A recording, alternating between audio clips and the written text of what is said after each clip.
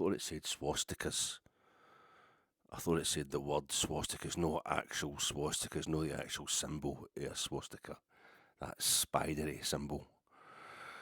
I thought it was the word swastikas, but it was actually, I thought is it snackstickers?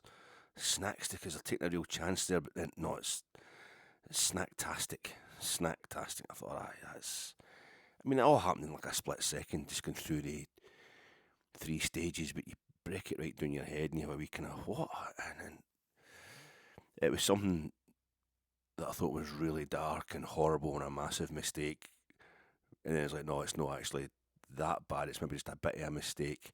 Something poorly. Oh no, it's actually nice. It's actually fine. It's me. So it's been daft, which was basically the opposite from how the rest of the day had gone. Where I thought it was just going to be something that's a doddle. It's just really innocent, wee kind of distraction. And no, it might be a bit worse than I thought. Oh no, it's actually something completely dark. It's something completely awful. You know when you're in the supermarkets and they do think about their own brands.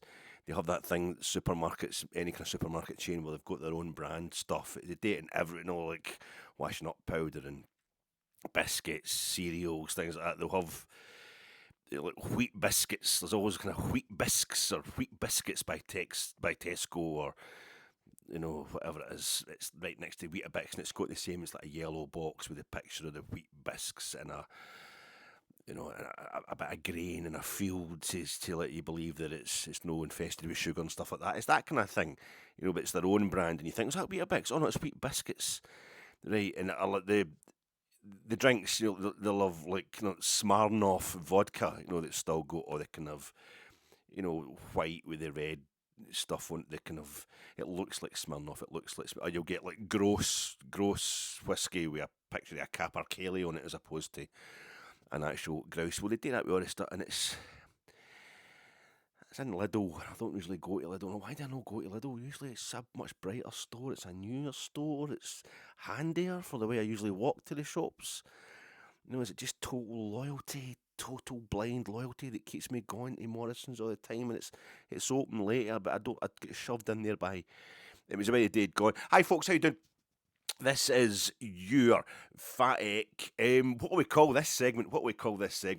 We don't usually do a pod during the week unless there's a game, do we? The Fat Ek posse out there. You guys, we've got new subscribers. All right, we've got new subscribers since Sunday. I'm sure it's just Rangers fans, just a couple of extra Rangers fans that want to, they think I'm doing the proper Rangers podcast thing. So they'll be wanting me to talk about tactics and horrendous substitutions, and we'll talk about wages and who's to get sold and who should never darken our doorstep again. I'm going to be doing all that kind of stuff. I'm not doing I want to leave yous all behind. Yous that have been here for day one, tell us about the bins. Tell us about the bins going out on a Sunday. Tell us about what crisps you like. Tell us about. You're holding me back.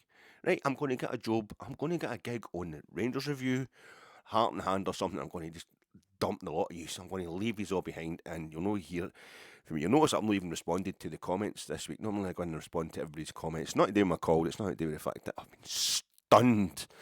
Like, somebody's hit me with a taser of Scottish Cup history on Sunday, and I've been taking all week to go. It's not to do with that. It's just because I'm rising above. That's what the proper podcasters do. They don't talk to the minions, the folk that come in and actually make the podcast. What? Maybe they'll put one person's tweet up on the screen. Oh, Davey 1690 for Lark Hall. Yeah, why did they stop shooting? Because they ran out of bullets. That's right, Davey. Hi, Gibraltar. Remember that. Anyway, next week we'll be discussing our upcoming match in the Europa League. Last 60. I'm doing that, so if you just shut up, I'm not going to do the bit. It was the blue bin, wasn't it? It was the blue bin on Sunday. Saturday night, I'm picking the blue bin out on Saturday night, and it's just, I didn't even think about it. And the game kicks off at 3:30 on Sunday, so you get a wee lie in and all that, and I needed it because of the cold, and it didn't even occur to me, I'll just take my time and go. I just left it sitting there. I left it sitting in the middle of the pavement. I didn't even bother going out early in the morning. I had to drag it in. The bin men have sat it there for like 7:30. It's just a big sign saying to me, the blue bin has been emptied. You've been emptied. And I just dragged it back into back in towards the house, just thinking, that's got it off the pavement. Just didn't even think about the symbolism, and it was a blue bin, and so I don't know. We're not doing that. This is, I don't know what we're going to call this segment, because obviously anybody who's new to this podcast, you're welcome, very welcome. Anybody who's new to the Fat Egg podcast, what we usually do is I'll just have a preview pod for each game that Rangers play, and then we'll have a post-match reaction to that pod, and that's usually enough to get by with. So the last couple is the second midweek in a row that there's been no Rangers game midweek. Bit of a change. It's been a busy old schedule, well-earned rest for everybody. But what happened last week, and this is just a crazy one-off, normally my podcasts are just like half an hour to 35 minutes. Shut up. They aren't right. These folk don't know. I'm embarrassed bringing folk into the house and just turn the place into a dump, right? Just usually what we do is we have just a half-hour preview pod, half-hour post-match reaction, and we'll just talk about the tactics. We'll just talk about the lineup, and if the manager is the man for the job, the 4-2-3-1 system. It's that's kind of thing. But this last week, just because of the transfer window slamming shut on the Monday, I didn't have my yellow tie. I didn't have always slam shut, doesn't it? Didn't have my yellow tie, and because of the European squad, the changes to the European squad. No, that is a thing now. We've always talked about that in Rangers Twitter sphere. We've always talked about it's always been a big thing, the Rangers European squad. Because of the changes there, and because of the Scottish Cup match we had on Sunday, that's what I'm talking about. I ended up, there was a lot to cover by the time we got to the Friday night preview pod of the Scottish Cup match we had on Sunday. So it ended up lasting for around 48 minutes. And you just listened to it. You just encouraged it. Nobody's going to listen to this. It's an hour and 48 minutes long. I did it on the Friday, and it was an hour and a half. And I thought, I can't put that out. Folk aren't going to listen to that. So I did it. I tried to do it the next day, but the call was getting worse, so it ended up, it was 1 hour 48 minutes. And you just listened to it.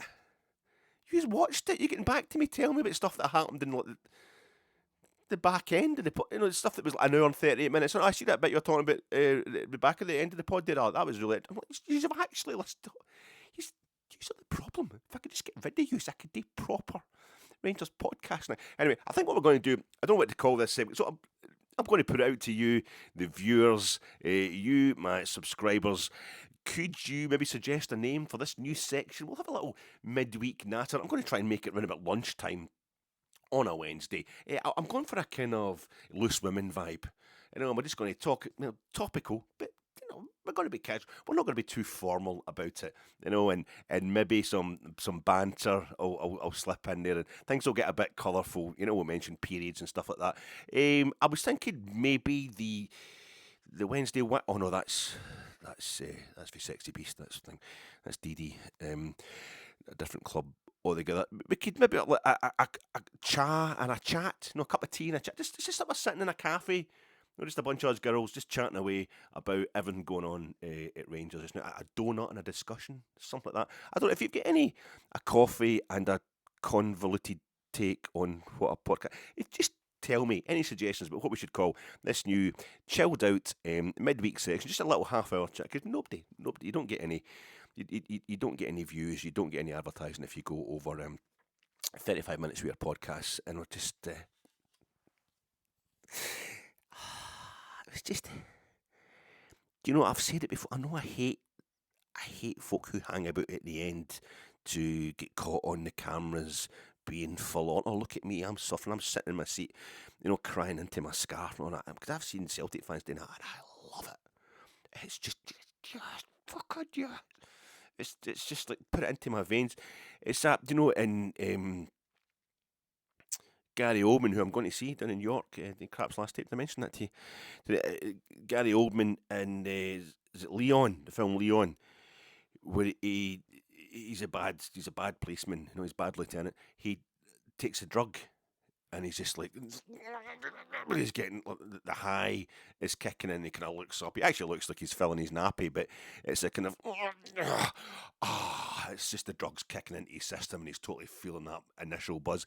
That's what I feel like when I see fans of opposition clubs that I don't have a lot of time for, crying into their scarves. Because what they're doing is they're trying to make the result, they're trying to make their pain more important than the joy of the team who has won. And that's the very essence of unsporting behaviour. So I detest it when I see that from our own fans. And also, you're just giving fans at other clubs a total laugh at you. And I never tolerated it, but I couldn't. I just wanted to see what happened as the players went down the tunnel. And it was John Suter's dad is standing the bit I'm in the main stand, just behind me. There's a wee kind of overspill for folk who maybe normally would be in the director's box. I think Alfredo Morelos' mother was sitting next to me, and his wife sitting next to me a couple of seasons ago, because I've got these 3 spare seats next to me, because who would want to sit next to me? They're no season ticket seats, are different folk in them all the time, but one time, they must have been an overspill for the overspill, and they just arrived at last minute. And we're sitting next to Alfredo Morelos' mother, and that was funny, because she was, anybody who tried to slag Alfie for missing a chance, she was up again. It was good fun. Family club. But it wasn't a place for family on Sunday at full time, and I think John Suter's dad was definitely there. And so I'm standing, I've got to come out onto the aisle to let folk out because I'm so near the end of the row. But I just wanted to kind of hang about, and I'm trying to do it kind of surreptitiously because I don't want to look like I'm stunned, close up on Premier Sport or whoever was covering it, BBC. But to my left, there was folk booing the players as they came to, our players as they came to come off the park, and to my right, there's just the only people in the stadium that are applauding Rangers players, because it's their families. It's the families of the players, and I'm feeling guilty for them because I cannot join in with that applause, and I'm feeling guilty for them because I won't boo the team, but I'm never going to stop anybody else booing them after a performance like that. And I get down eventually I get into the bog. There's it's a wee tiny bog in the wee kind of sub mini concourse, mezzanine kind of concourse that's just outside my bit of the main stand, and it's or inside a bit of the main stand when you get back inside to leave the stadium, and it's completely mobbed, and there's usually all folk in there smoking and stuff like that. So usually I'll just wait. I'll just go out because I'm going to do my video and my post-match reaction, and I'll go right along Edmiston Drive, and I'll either go into the back of the Copelands, underneath the Copelands kind of canopy, or I'll go under the Broomlin. And normally the shutters aren't down yet at the turnstile, so I'll just nick in, and there's folks still dotting about. I'll just nick in, I'll get a pee there, but it's a bit emptier, it's bigger toilets and that. But I kind of hung about a wee bit, and everybody had cleared. It was a smaller crowd anyway, although still a really substantial crowd, but folk had cleared it. And I down to the bog, just went into the bog, and it just reminded me of that bit for Withnail and I, where Marwood, the eye, played by Paul McGann, goes into the toilet, and the big Irish fella has just called him a ponce. It's on the mother black cap. And he goes into and it's the internal monologue. He says, I could hardly piss straight with fear. I could hardly piss straight with fear. And that's what it's like. I could hardly piss at all. I think it was fear as well. A fear of taking on board a fear of, you don't realise that you actually have to relax to pee until you're so unrelaxed that you can't pee. And it's been a while since I was just like, I actually can't let this go, because the minute I start peeing, you've got to go back into the real world, and this has happened. You then have to acknowledge what you've just seen on the park there, and I've eventually pee, and I go downstairs. I did wash my hands, and I go downstairs, and the door jam thing. We all do the door jam thing at Ibrox, and it's just like the last time I did that. It was 7 days earlier, or seven days and half an hour earlier, and we just beat Ross County 4-0, and we're 3-0 up on them at half time. It was like perfection. It was the very thing we were looking for. It was the most beautifully boring game of the season because we did everything we were supposed to. And a few days before that, it was Union St Gilloise, and we'd finished 8th. We'd finished the top 8 of the Europa League group stage. It's just, I'm doing this again. It's just totally the opposite of that. And the game kicking off at 3:30, half an hour later, and it was like it was deliberate to make sure that it was dark, proper dark outside, because spent the previous week, tiles missing off the roof, still got a whole thing going on with the insurance, because there's a backlog of stuff because of the storm, so it's not been fixed in one day where the rain was going a certain way and it was coming in.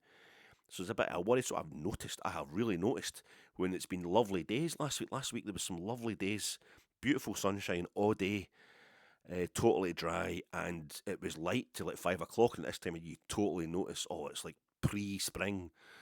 It's getting light to 5 o'clock. That's lovely, and it was almost like they knew there could still be daylight when they go out after this game, so it needs to make it kick off half an hour later, get it into 5:30, and it had been a dreich day anyway. It was dreich. It was damp. It wasn't a gloaming that you were going to go roaming in. It was a gloom that you were going to go dooming into outside. You know that bit where you're coming down, it's the lit up, whatever bit of Ibrox you're in, and you're coming out the stand, and you go towards the exit, and it's darker outside, and you can see everybody's, because it's all the lights on the stairs and that, the emergency exit lights, and you can see everybody outside. Folk are going left, folk are going right, and it's dreich underfoot, and it's something like one of the paintings that you get in card shops or in cafes that have always got the art by the local artist up on the wall, and they do these street scenes in Glasgow and Edinburgh, and it's all blurry, kind of impressionist style thing, and it's all folk moving about, the bustle of a December rush hour or something like that, and it was that kind of thing outside. It just looked dark, it looked dreich, and I get outside. I did touch the jams. I go outside, and I went to my right, and it's the main doors of the main stand, the double doors of the main stand. And there's a fella, I could see him. He's older than me, thinner than me. Everybody's thinner than me, not fit, except for he had a stick. He had a walking stick on him. And he walked past. He was going to go towards the Copeland for the Brimlin end, but he turns round and he walks back. And there's something about him, something that I had about me as well during the game. You're getting that edginess, that kind of, I'm ready to go, I'm needing to hold this in. And he just starts shouting at the door, at the main door, because there's nobody there. There's the security guys who are standing outside the main doors, and there is your crush barriers, your temporary crush barriers ready to be turned to sharks. But they're outside the main doors, the main stand, and there's a couple of, they're older guys, and they're big guys, they're wide guys, but they've got Rangers managers' jackets on to kind of distract for the fact that they're security, basically. And they're always there, more like doormen, just try to make sure, that you've got an invite or something to go in through the doors. And normally you walk past the main doors at Ibrox. Edmiston Drive, and outside that facade, is arguably the most beautiful street in the world to me. It's the most beautiful thing on earth. And I'm 99 times out of 100, I just love going up and down there. And if you have a bad result, it's kind of mournfully beautiful. It reminds you of, we're going to be back to the good times soon. But that's a wee bit of an insult to our history, that result today. But if it's a bad result against a team you should have been beaten, and most teams Rangers play, they should be beaten, but that's not been a problem this season at Ibrox. And normal things, but this was a moment where I suddenly realised as another fella came towards, it's older guys as well, came towards the fella with the stick and also kind of started shouting stuff and swearing. And I know the players' dressing room, the windows, the kind of mottled, frosted glass, the wee windows, the first team dressing room is round about there as well. And you can see a light on inside. Maybe they're shouting towards that, but it felt as if just shouting towards the double doors. You can't see in through the double doors. The main stand entrance on Edmiston Drive, but people were starting to come from the side of the community pitch, but the wee red wall with the black fence over the side of the community pitch and across the island of what is Edmiston Drive's a dual carriageway, and they've got the island in the middle, the red kind of pavement right in the middle, and people are just crossing that, and it's all dark because the roads mixing with the wee bits of the pavement and what have you. It's just a kind of dark red underfoot, and because I've got my head down, trying not to catch anybody's eye, but folk are stopping in front of me to stop me getting through, and I'm getting ratty about that. But I don't want them getting ratty by the fact they can't get to the main door, because there's that element that's always there in all of us. Like, if you don't stop here and abuse the main door at Ibrox, and the symbolism of that, what is behind that main door, the suits, the guys who own the club, the guys who can, get into their limousines and go home. The idea being that they're no bother, they're just happy to take our money. We're paying much more proportionally to watch Rangers than they are to own Rangers, and not always necessarily true, of course. But with the security guys and the knowledge that people wanted in there to have a word and that they wouldn't be let in, suddenly that main door at Ibrox that I love so much became a bit kind of, I don't know, oppressive, aggressive, upper class versus lower class. It was just, it wasn't nice. And I'm trying to get part, and I don't want to be part of you're part of the problem. You're not standing here to protest and give them loudy. So you're you're part of the problem. Everybody's part of the problem when things like this happen. But it was horrible. It was just horrible. And I walk along and I find my wee spot to start doing my podcast, and the guy in the sweepy van is doing his. That was really symbolic in it, and I couldn't get Nico Raskin's name. I could not get Nico Raskin's name, and I forget the names of the substitutes all the time. I know the names of the Rangers players, obviously. If I had kids, I would probably know them better than I know my own kids' names. But it's a thing. It's one of those things that once you start doing it wrong, once you notice that you've not done it correctly, it becomes almost like a tick in your brain. And I tried to do a wee match report. I mean, match reports don't interest me, but I can do them. So I tried to do something to hang the pods around, and I couldn't get Raskin's name, and because I remember at half time thinking, right, this is because it was major. We needed something to buck us up at half time, obviously, and it was two major substitutions.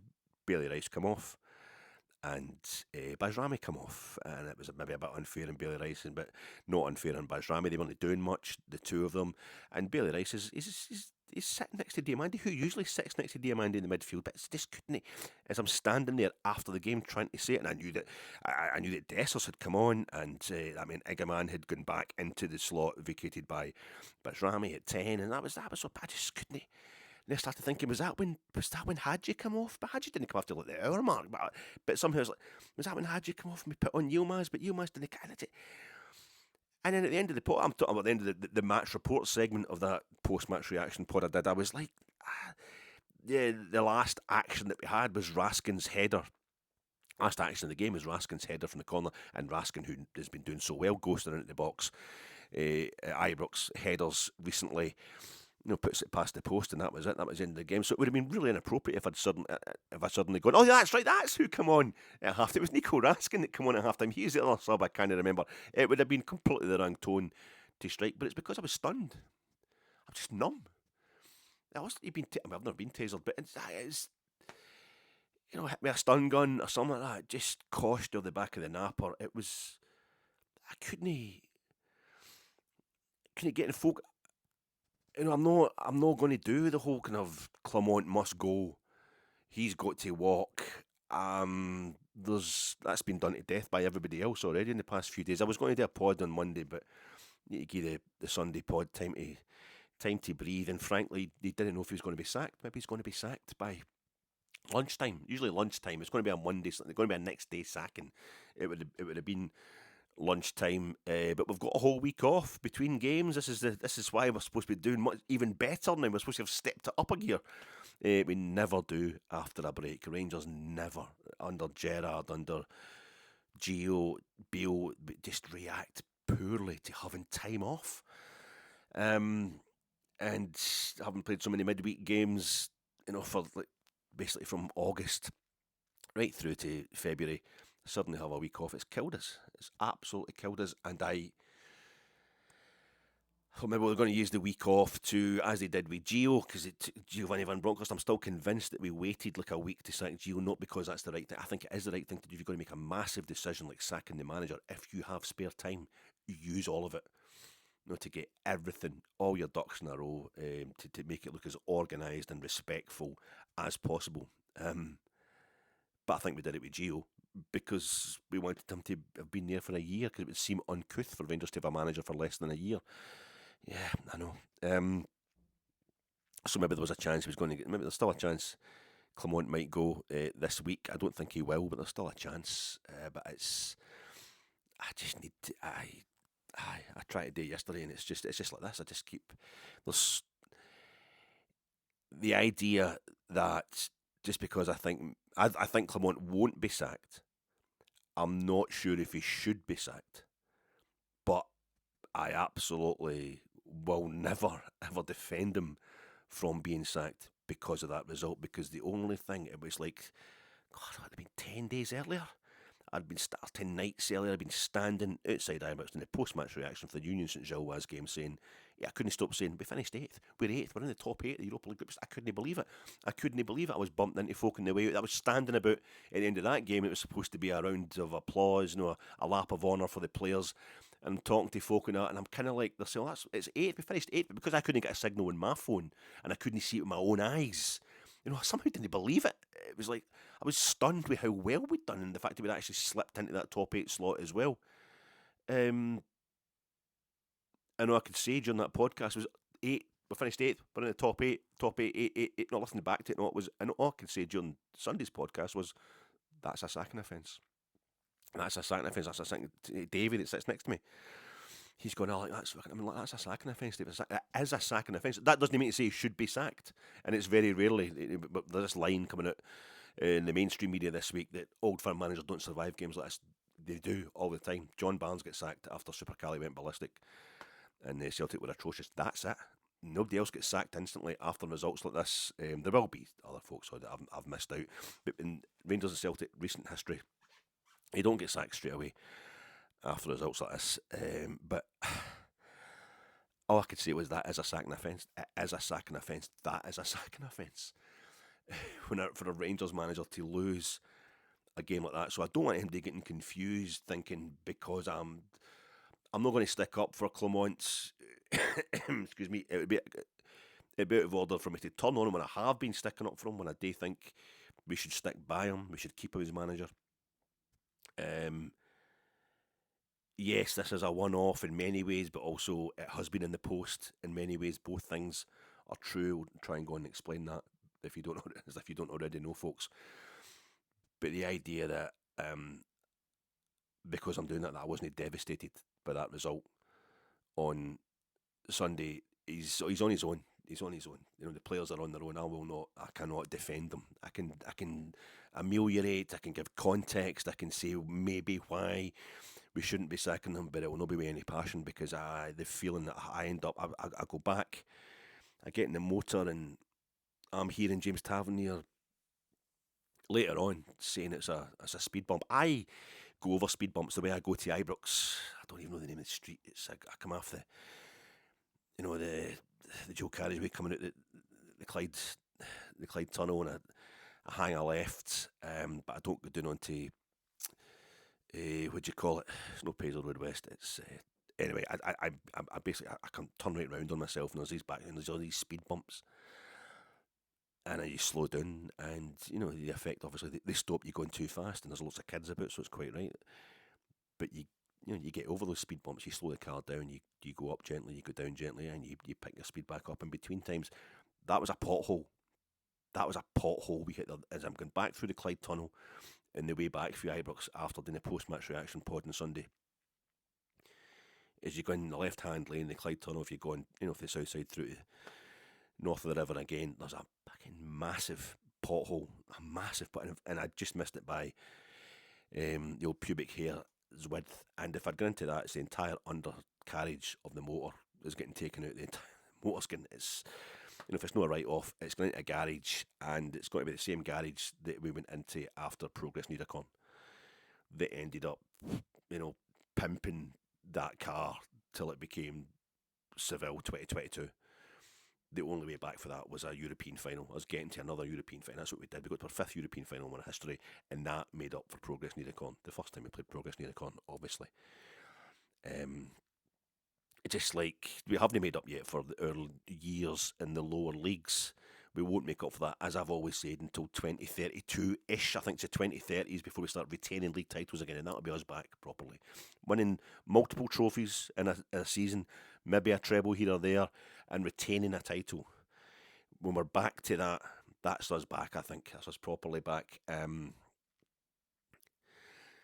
that's when we'll make up for having been in the lower leagues at all. But the shock of being in the lower leagues was, but the compensation, the recompense for that was as the first time we'd won the league since the undercarriage of the motor was taken out in 2012.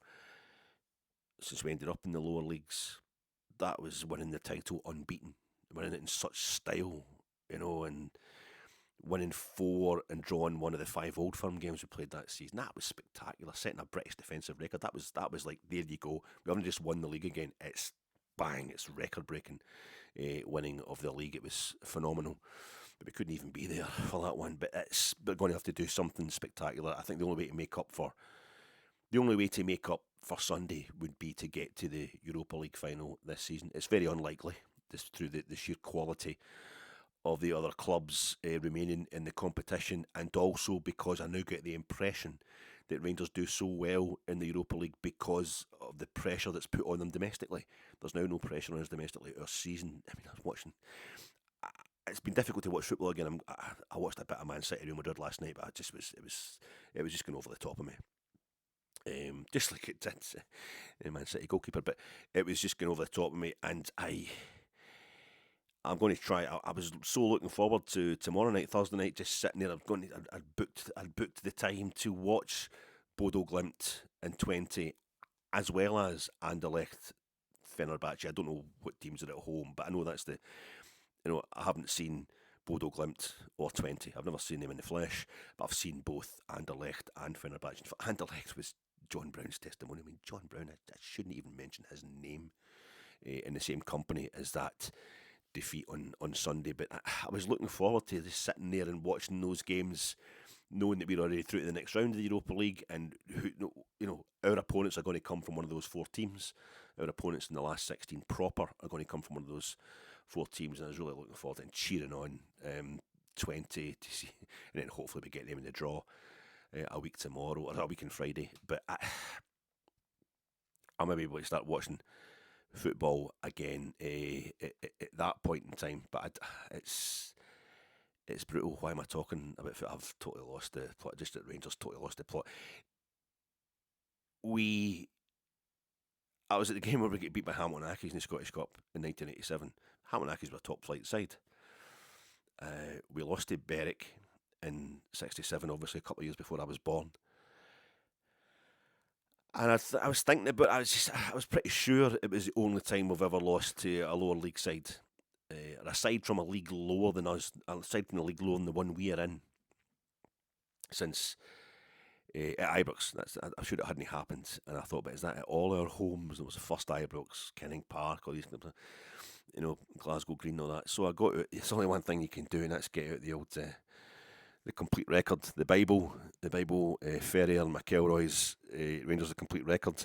I'm in this, by the way. I am in this. It's as complete a guide as you're going to get to Rangers history. I'm at the back. There's the 400 subscribers, the folk who bought the book before it was even out, to kind of finance it. We all get a mention at the back. You're probably in it as well.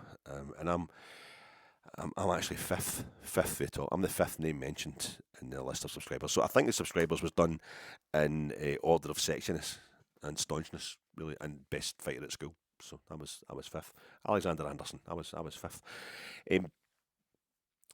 But in that, I knew they would. I knew there'd been. I'd read something from Robert McElroy, the Rangers historian, saying something about Berwick in '67 was the first time in the 20th century that we'd lost to a team from a lower league. And I thought, right, okay, in the Scottish Cup, so I'll check that out. And it was St Bernard's from Edinburgh, New Logie Green. It was the 1893, I think. 1893 or 1894 in the Scottish Cup. I think it's 1893 quarterfinals, and they were in the Alliance, the league, it was the Scottish Alliance League or something. All the different leagues, the combination league and that kind of stuff that you had. I know it's a reserve league in England, but back in the day, back in the Victorian period, there was different rivals, kind of parallel league operations going on, whereas the Scottish First Division was the main one, the actual Scottish Football League. So they were in this Alliance League, and they get elected to the league. They get brought into the league the next season. St Bernard's, and they won the Scottish Cup. I think the season after that, they won the Scottish Cup themselves. A decent side, but they weren't in the league. But that again, that was away from home. And I'm saying, and maybe Queen's Park are going to win the Scottish Cup within the next couple of seasons. Again, they have won it 10 times before, as we know. But I feel as if that was still nothing compared. It's Oxford, a team from Queen's Park, who I think we played at Queen's. I think they played in the actual Queen's Park, where you get your ice creams and you look at the water and you sit on a bench and that. I think they played there in the south side. Oxford, although it's the name Oxford, English connotations and Rangers, especially when there was so many university sides of the old FA Cup, and Rangers did play in the old FA Cup the same as Queen's Park, and it's all very confusing. It's all a big melange of history. But Rangers, the first Scottish Cup game was it's October, November 1874, and it's Oxford of Glasgow, and we beat them. That's our first ever Scottish Cup tie. That's Sunday, just past Sunday the 9th of February 2025 is our worst ever result in the Scottish Cup. In terms of, and even straight away, I'm not trying to ameliorate. I'm not trying to deflect. I'm not trying to lessen. You can't lessen the pain of what happened there because it's like an amputation. It's like a part of our character has been removed. Because we don't lose to teams from the lower league in the Scottish Cup, and the Scottish Cup was there before the league was there. The Scottish Cup is the main thing in Scotland, which we'll come on to discuss. It's not the main thing; it was the first thing. That's what club football and the resonance it has with everybody in Scotland. This is what it was based on, was the Scottish Cup. And it's just, this is the worst result in those terms, and Rangers losing to a lower league side. It's the comfort part of the walking along Edmondson Drive and just knowing instinctively that there is a certain power, an actual superiority, when it comes to football. But it's justified. It's justified because of the size of our support. I don't mean it in a patronising way, but that's gone. That's gone. That's been taken away. Now there's these things that happen. I talked about this before. Sometimes a team makes a mistake for the first time in ages, and I'm always conscious of the Italian model where I think it was Lilian Thuram who played against us for Parma a couple of times. Big Lilian Thuram, and went to Juventus. A phenomenal French international, win the World Cup and that. A phenomenal player. An honour to watch him playing. And he played for Parma with such grace and effectiveness that one day made a mistake that cost Parma a goal, and the whole place stood up. Parma, the entire ground, all the fans stood up and started applauding him. I think it happened with the Granoli trio of Swedes that played for Milan in the 50s as well. One of them made a mistake, and the whole of San Siro just stood up and started applauding because it was the first mistake they had made. It was like full time and a performance of perfection that had been going on for seasons. So they stand and they give him a standing ovation at the very time. And that's why I was always, when Celtic get put out of the League Cup by Ross County after having won like 3-4 successive trebles, the first competition they couldn't win, folk are out, Celtic fans are throwing sharks at them and all that and hunting them down the street. I thought, that's a bit, I mean, what have you got today to get any credit in the bank? And I was hoping we would never get to that stage, but we've we've zero credit in the bank anyway. It was, there's certain times you can say, right, okay, what a magnificent run. No, Rangers 150 years, 151 years it'll be now. I've never having lost to a side from a league low in the one we're in. Ibrox, that's fantastic, but it does not feel like that. It does not feel like that at the moment at all. It feels terrible. I think you could say, probably for me, in reality, what felt worse was getting beat 4-0 off Celtic in the Scottish Cup semi-final under Graham Murty. I think that might have actually felt worse. Probably for Rangers historically, maybe losing 4-0 to Celtic in the Scottish Cup final in '69. Alec Ferguson failing to pick up Billy McNeil at corners and stuff like that. And I thought it was like 3-0 half-time walkover for Celtic for them to collect the treble, only the second treble in their history. That was maybe that was, I feel that's a more public, a more brutal doing, more painful result possibly in the Scottish Cup. No winning the thing for 25 years up in the early part of the 20th century is a kind of historic overall result, if you like. It's maybe more embarrassing for Rangers, but we ended it by beating Celtic 4-0 in the Scottish Cup final, so that's probably just led to the kind of joy. Hibs fans in your face because we won the Scottish Cup for the first time in 110 years. Is that something you should really be boasting about? It's that kind of thing. The longer you wait, the greater the. It's just. I don't know, Troops. It's hard to put any words. Anyway, I'll complete my wee story before I start all the kind of annoying people by saying why it might not be time to sack the manager. I finish and I go through the Clyde Tunnel and I go to Morrison's and I said to my missus, and I knew she was starting to get the cold as well because she sent me a text saying, if you're going to go to Morrison's, could you pick me up some Doritos? The blue or the red. That's like she gets blue. I would do like blue and red, but she's like the blue packet or the red packet. So I'm like, aye, all right, I get my. I was going for paracetamol and some stuff for my dinner and all that as well. I just left the house earlier that day thinking, no bother, no bother. And that's the thing that gets me. It's like Progress Niederkorn when they beat us. I was at the home game at Progress Niederkorn. I was at the home game and we beat them 1-0. Kashinya joined us the previous season, obviously ended the previous season, but I'm thinking, we still got a few new signings, players that are going to take them a while to bed in, but the week will make the extra week between this and the second leg will make all the difference. And in those days, the away goals rule still applied, so having an extra week and having kept a clean sheet, 1-0's a perfect result at home in the first leg because they'll have to come at us over there and we'll pick them off in the break and it'll be fine. Teams for Luxembourg don't do nothing in Europe. And I was in Jersey the very same day Rangers played Progress Niederkorn, the same day most Rangers fans were flying out to Luxembourg that were going to the game. I was flying out to Jersey. Never been to Jersey before on holiday. I'm actually doing summer holiday. But I was in the Glasgow airport taking photographs outside the Rangers shop and all that and giving it, hey, look at me. Are you going to the game, Alec? I certainly am. And then, tweeting about, oh my God, I seem to have got on the wrong flight. I've arrived in Jersey. I think they must have heard me saying Gers. And it was bad part of it. I didn't care. I was just so delighted that Rangers were back in Europe. Just never contemplated that we could possibly lose. And I am a pessimist. People come onto this podcast, lovely folk come on here and they're like, oh, thanks for a bit of context there. I think I'm seen as being really positive, but I'm not. I'm just, if you sit next to me, and people don't, that's why I've got 3 empty seats next to me at Ibrox. During a game, I am a bag of nerves until that thing is done, until it's over. We need to be 3-0 at half time before I can even start to enjoy a game. And even then, I'm thinking this would be a total disaster if we didn't win this game, having been 3-0 up so early. I am really pessimistic, and my thing with Rangers just now has been every setback we have had since 2012, including since 2012. I mean, well, this makes sense.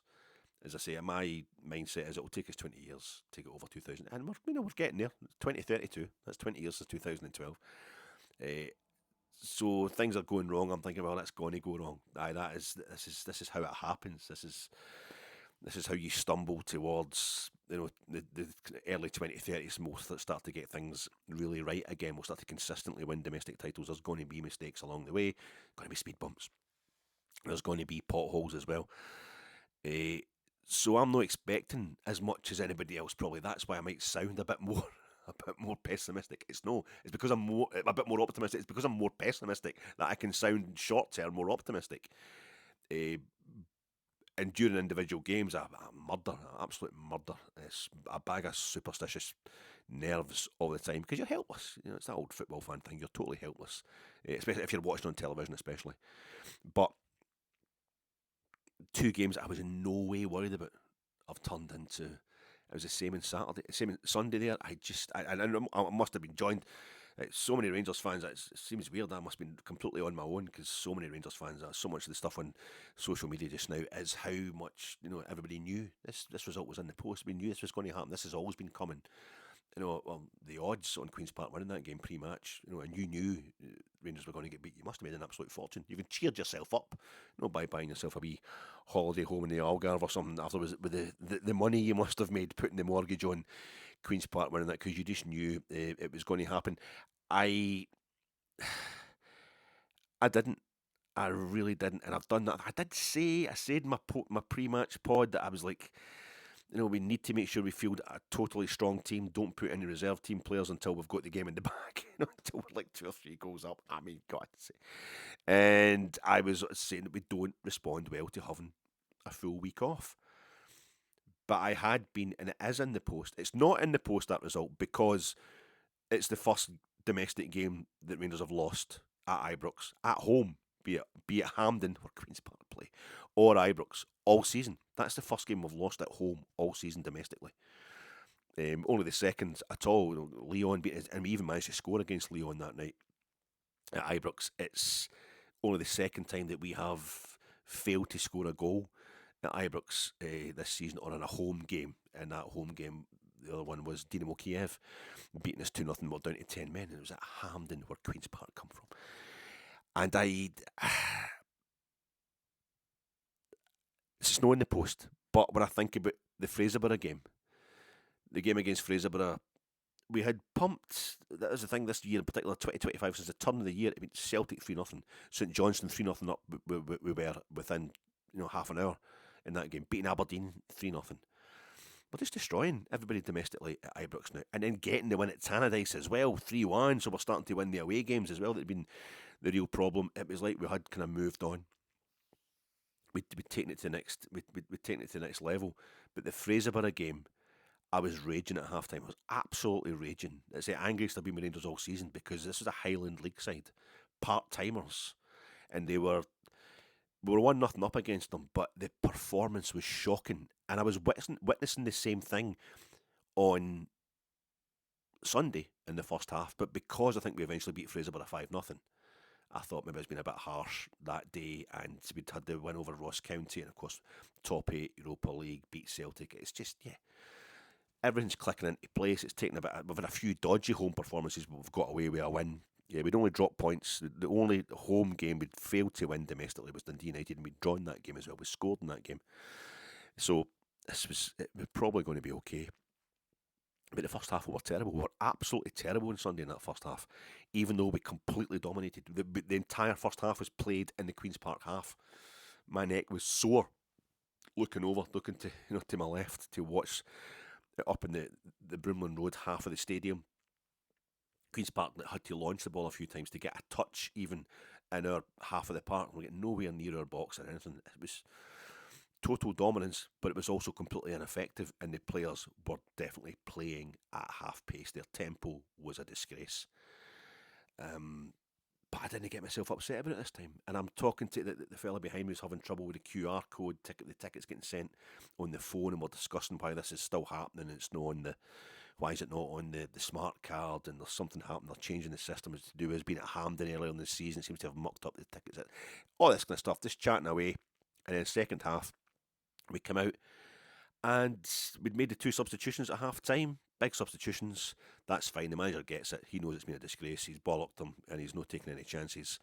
And Tav flashed a ball straight away. Flashed a ball. He's right in front of me, because where I sit, it's towards the 6-yard box at the Copeland. He flashes a ball right across the 6-yard box.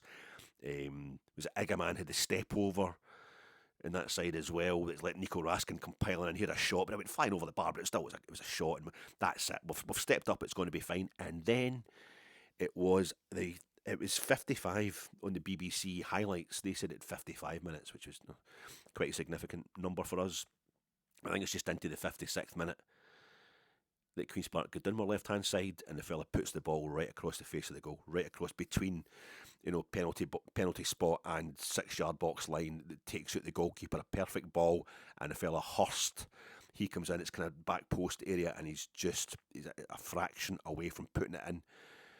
And I thought, I got a cold shiver, and I thought, this isn't happening for us, and it is happening for them. Queen's Park aren't getting tired. They're getting into this. And their game plan is working. And we'll come on to what the manager had to say about that post-match, but it gave me the fear of God. I started to get depressed. I started to realise what has happened here. I started to get scared, basically. And then it's minute 67, Queen's Park, 1867. Probably their biggest result since they were last in the Scottish Cup final in 1900.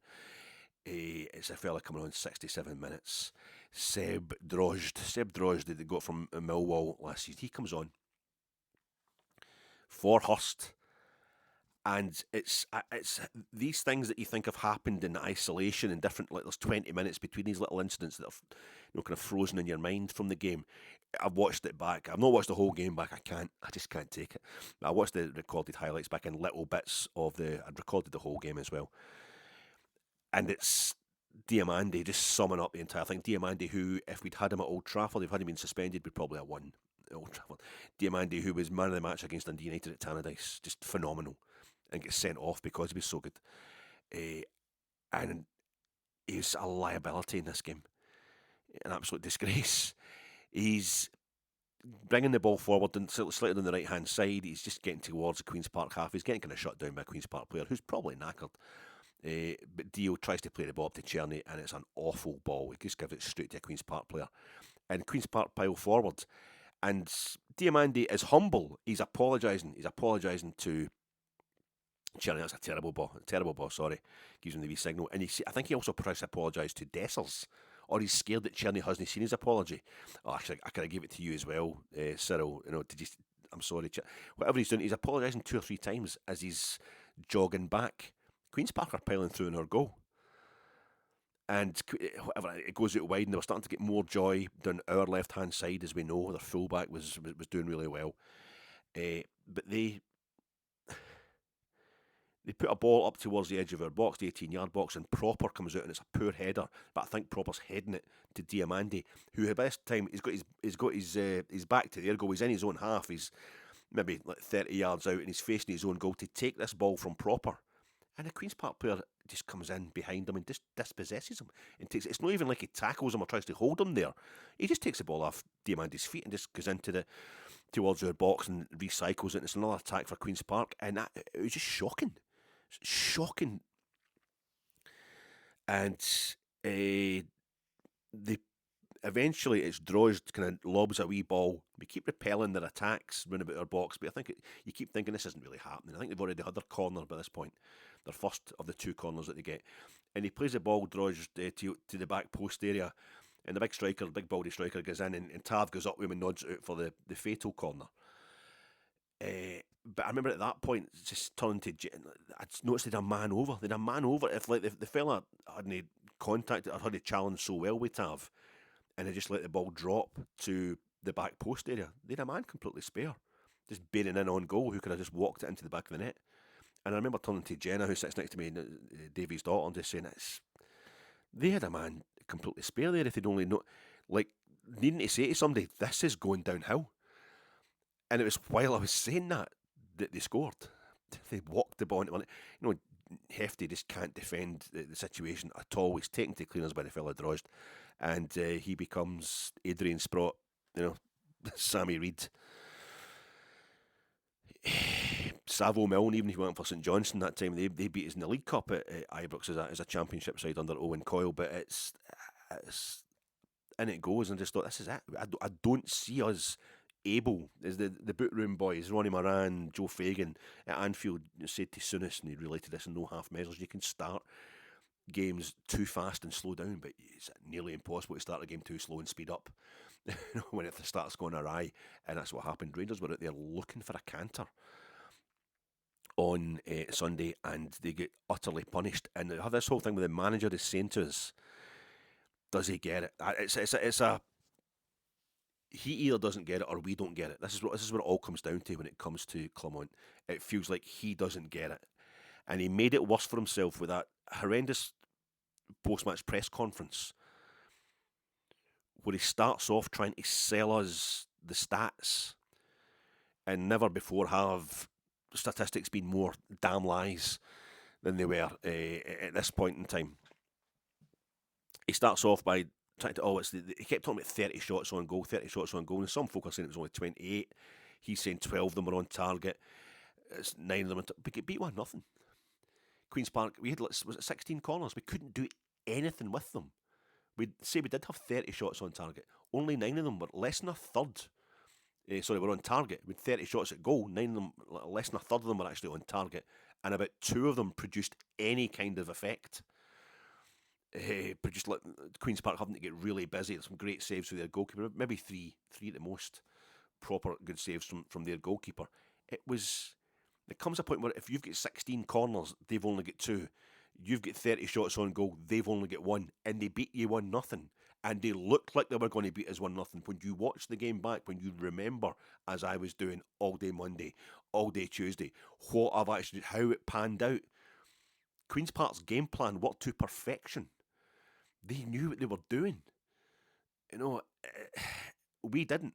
To have so much possessions, to have so many chances, and still lose 1-0, and look for large portions of the game like we were going to lose 1-0, is an absolute disgrace. And it's completely, there is no defence of that. You can't use those stats to defend yourself because those stats actually condemn your performance. condemn it even further. Now, the manager is perhaps doing that thing where, it's a speed bump, says Tav. They need to maintain a sense of momentum. This is a rebuild. Do you want to write off it? You want to write off the season? This is what write-off looks like. You want a season? Oh, I don't mind if we're going to write off the season as long as there's signs of improvement. You've got that. Our Europa League performance is the signs of improvement. Our home record until Sunday is a great sign of. It's a fantastic thing. The thing I was going to mention about not being able to watch the football again this week was because I did see the penalty. I was lying in my bed, trying to get an early night, had the phone on, and I saw Hearts St Mirren had gone to penalties, and I was watching it on my phone just for the thrill of it's. Still, a man of my age, it still finds it thrilling that I can watch live football on my phone in my bed. And I watched the penalty shootout, Hearts St Mirren, and I'm thinking, see if it'd been the Monday night, see if our fixture, the fixture's been moved about all weekend because of the great God television. Even if we'd have been into double figures in February. It was the 10th of February on Monday. It'd be double figures in February before our domestic season was over. It's single digits. It's the 9th of February. Our domestic season is over. It's absolutely horrendous. But the manager in this press conference is probably trying to maintain some sort of momentum, take the pressure off the players, but I think he actually believed it. I would like to believe that he knows exactly how horrendous that performance is and exactly how horrendous that result is. You can't help but know how horrendous the performance is.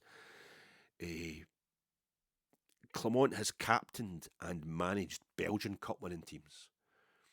And he knows what it's like to win the Cup in Belgium.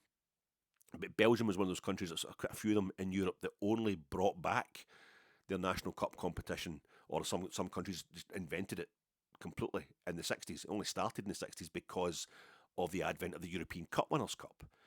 That's something, all right, we'll a chance to get one of our teams into Europe, let's have a national cup competition. They only started it after the Cup Winners' Cup was invented. In Belgium, they had a Belgian Cup. I think they played it 2 or 3 times in the 1910s, once in the 20s, maybe once in the 30s, and about 3 times in the 50s. And then it was 1964. I think it's been going constantly since 1963-64 season. The Cup Winners' Cup was 1960-61 that it started. We go to the first final. It just isn't the same thing on the continent.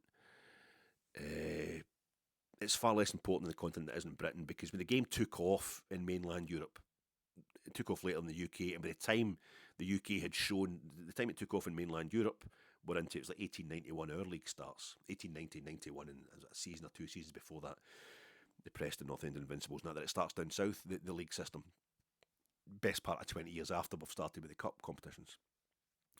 So the rest of Europe is looking at it as going, oh, it's the league. The league system is all set up in Britain, so that's the model they're looking at, because that sort of straight away becomes the main kind of format for club competition. So it's league competitions, and you get like in Belgium, it's only in the 60s that they're properly investing in a national cup competition, and it's basically 80 years after they've had it in Scotland and in England and the rest of the UK. The Scottish Cup's the oldest kind of extant football specific trophy in the world.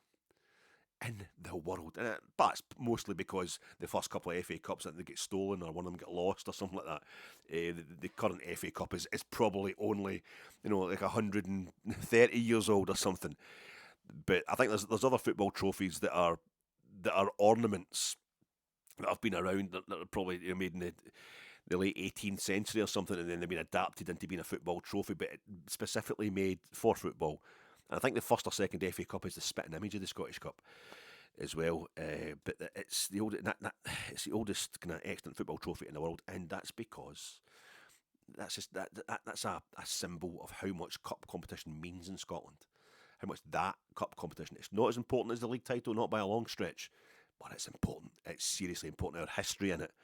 Our history is in it. And that's why I'm glad it's Queen's Park. If it had to be anybody, I'm actually glad it's Queen's Park, because they are the Scottish Cup. It's like getting beat by the Scottish Cup. It's like the headlines I saw at Plymouth Argyle beating Liverpool was the FA Cup teaches Slot a lesson. And it's like the Scottish Cup has taught Clement a lesson. We maybe didn't need it to be a lesson. Maybe we should turn around and go, well, 150 years unbeaten at home by a team from a lower league, that's fine. I don't know.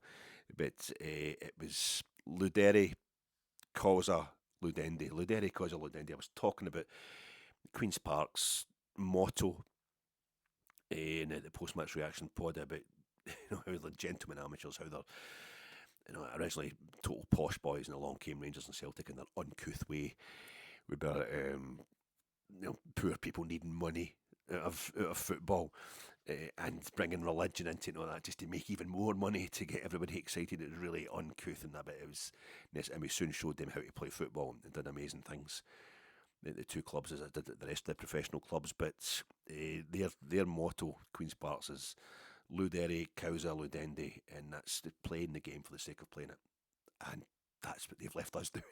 That's what we're doing for the rest of this season domestically. We're just playing the game for the sake of doing it. There's nothing to be won for Rangers in the rest of our domestic season. But I don't know if that's what Clement is doing. It's just a case of, all right, well, I don't really care. I don't really get the Scottish Cup. And what proved that what made me suspect that maybe he doesn't actually understand what this is all about, was when he swore.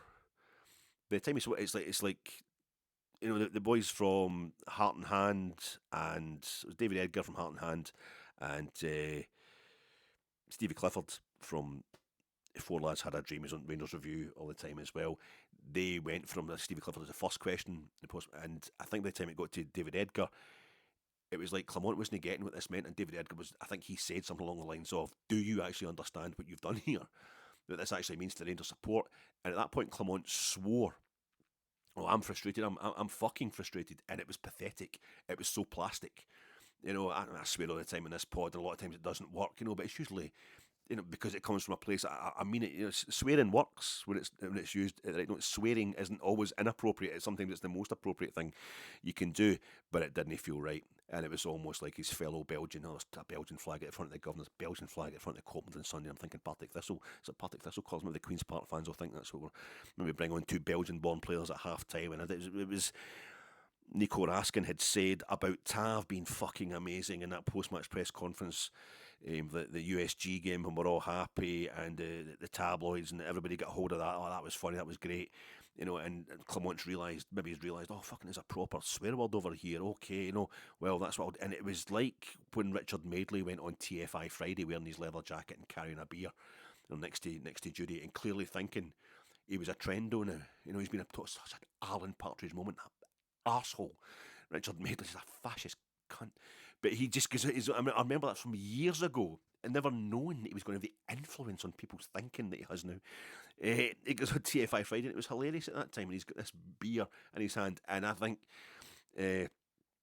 Chris Evans says something to him along, and he's like, yeah, there's just a lot of shit.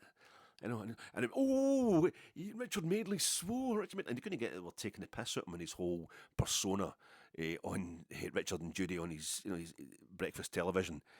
And he was like, yeah, I'm down with the kids now. That's me. I'm on TFI Friday. I'm down Ocean Colour Senior.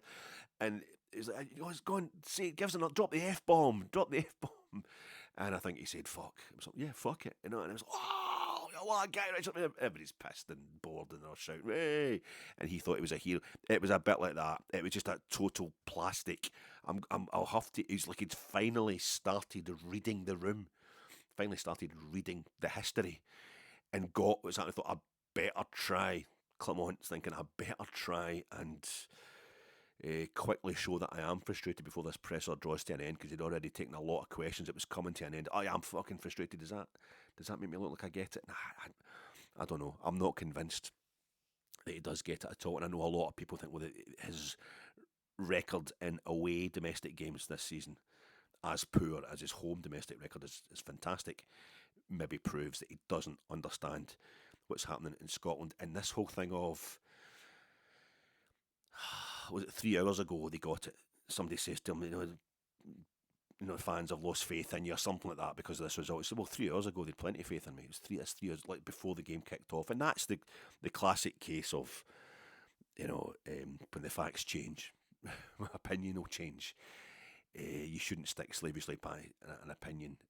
You can. I'm quite happy standing in the middle of the road when there's no traffic coming. When there's a truck coming, you shouldn't be so happy staying in the middle of the road.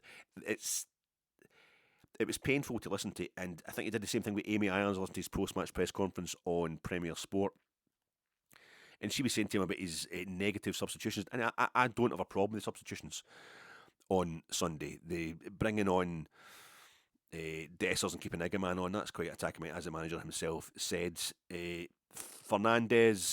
Rafael Fernandez, young fella, shouldn't be. We should be right to play somebody like that in a game like that, but it wasn't. It almost became unfair of him to be involved in that. Same with Bailey Rice, getting him out the road of that. Getting rid. Fernandez's distribution wasn't good at all, and we needed to up the ante in attacking sense, and also get a bit more solid defensively.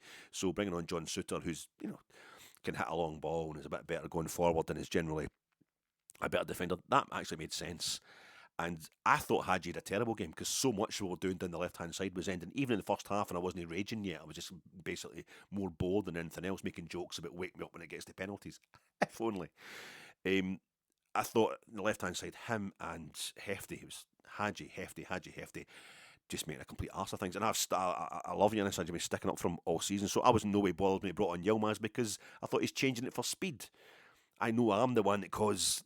I think Hadji should get the nickname the lock pick or the safe cracker because his lack of speed means he can camp outside the opposition box and when it's a low block and be able to pick those little special passes that will get things going.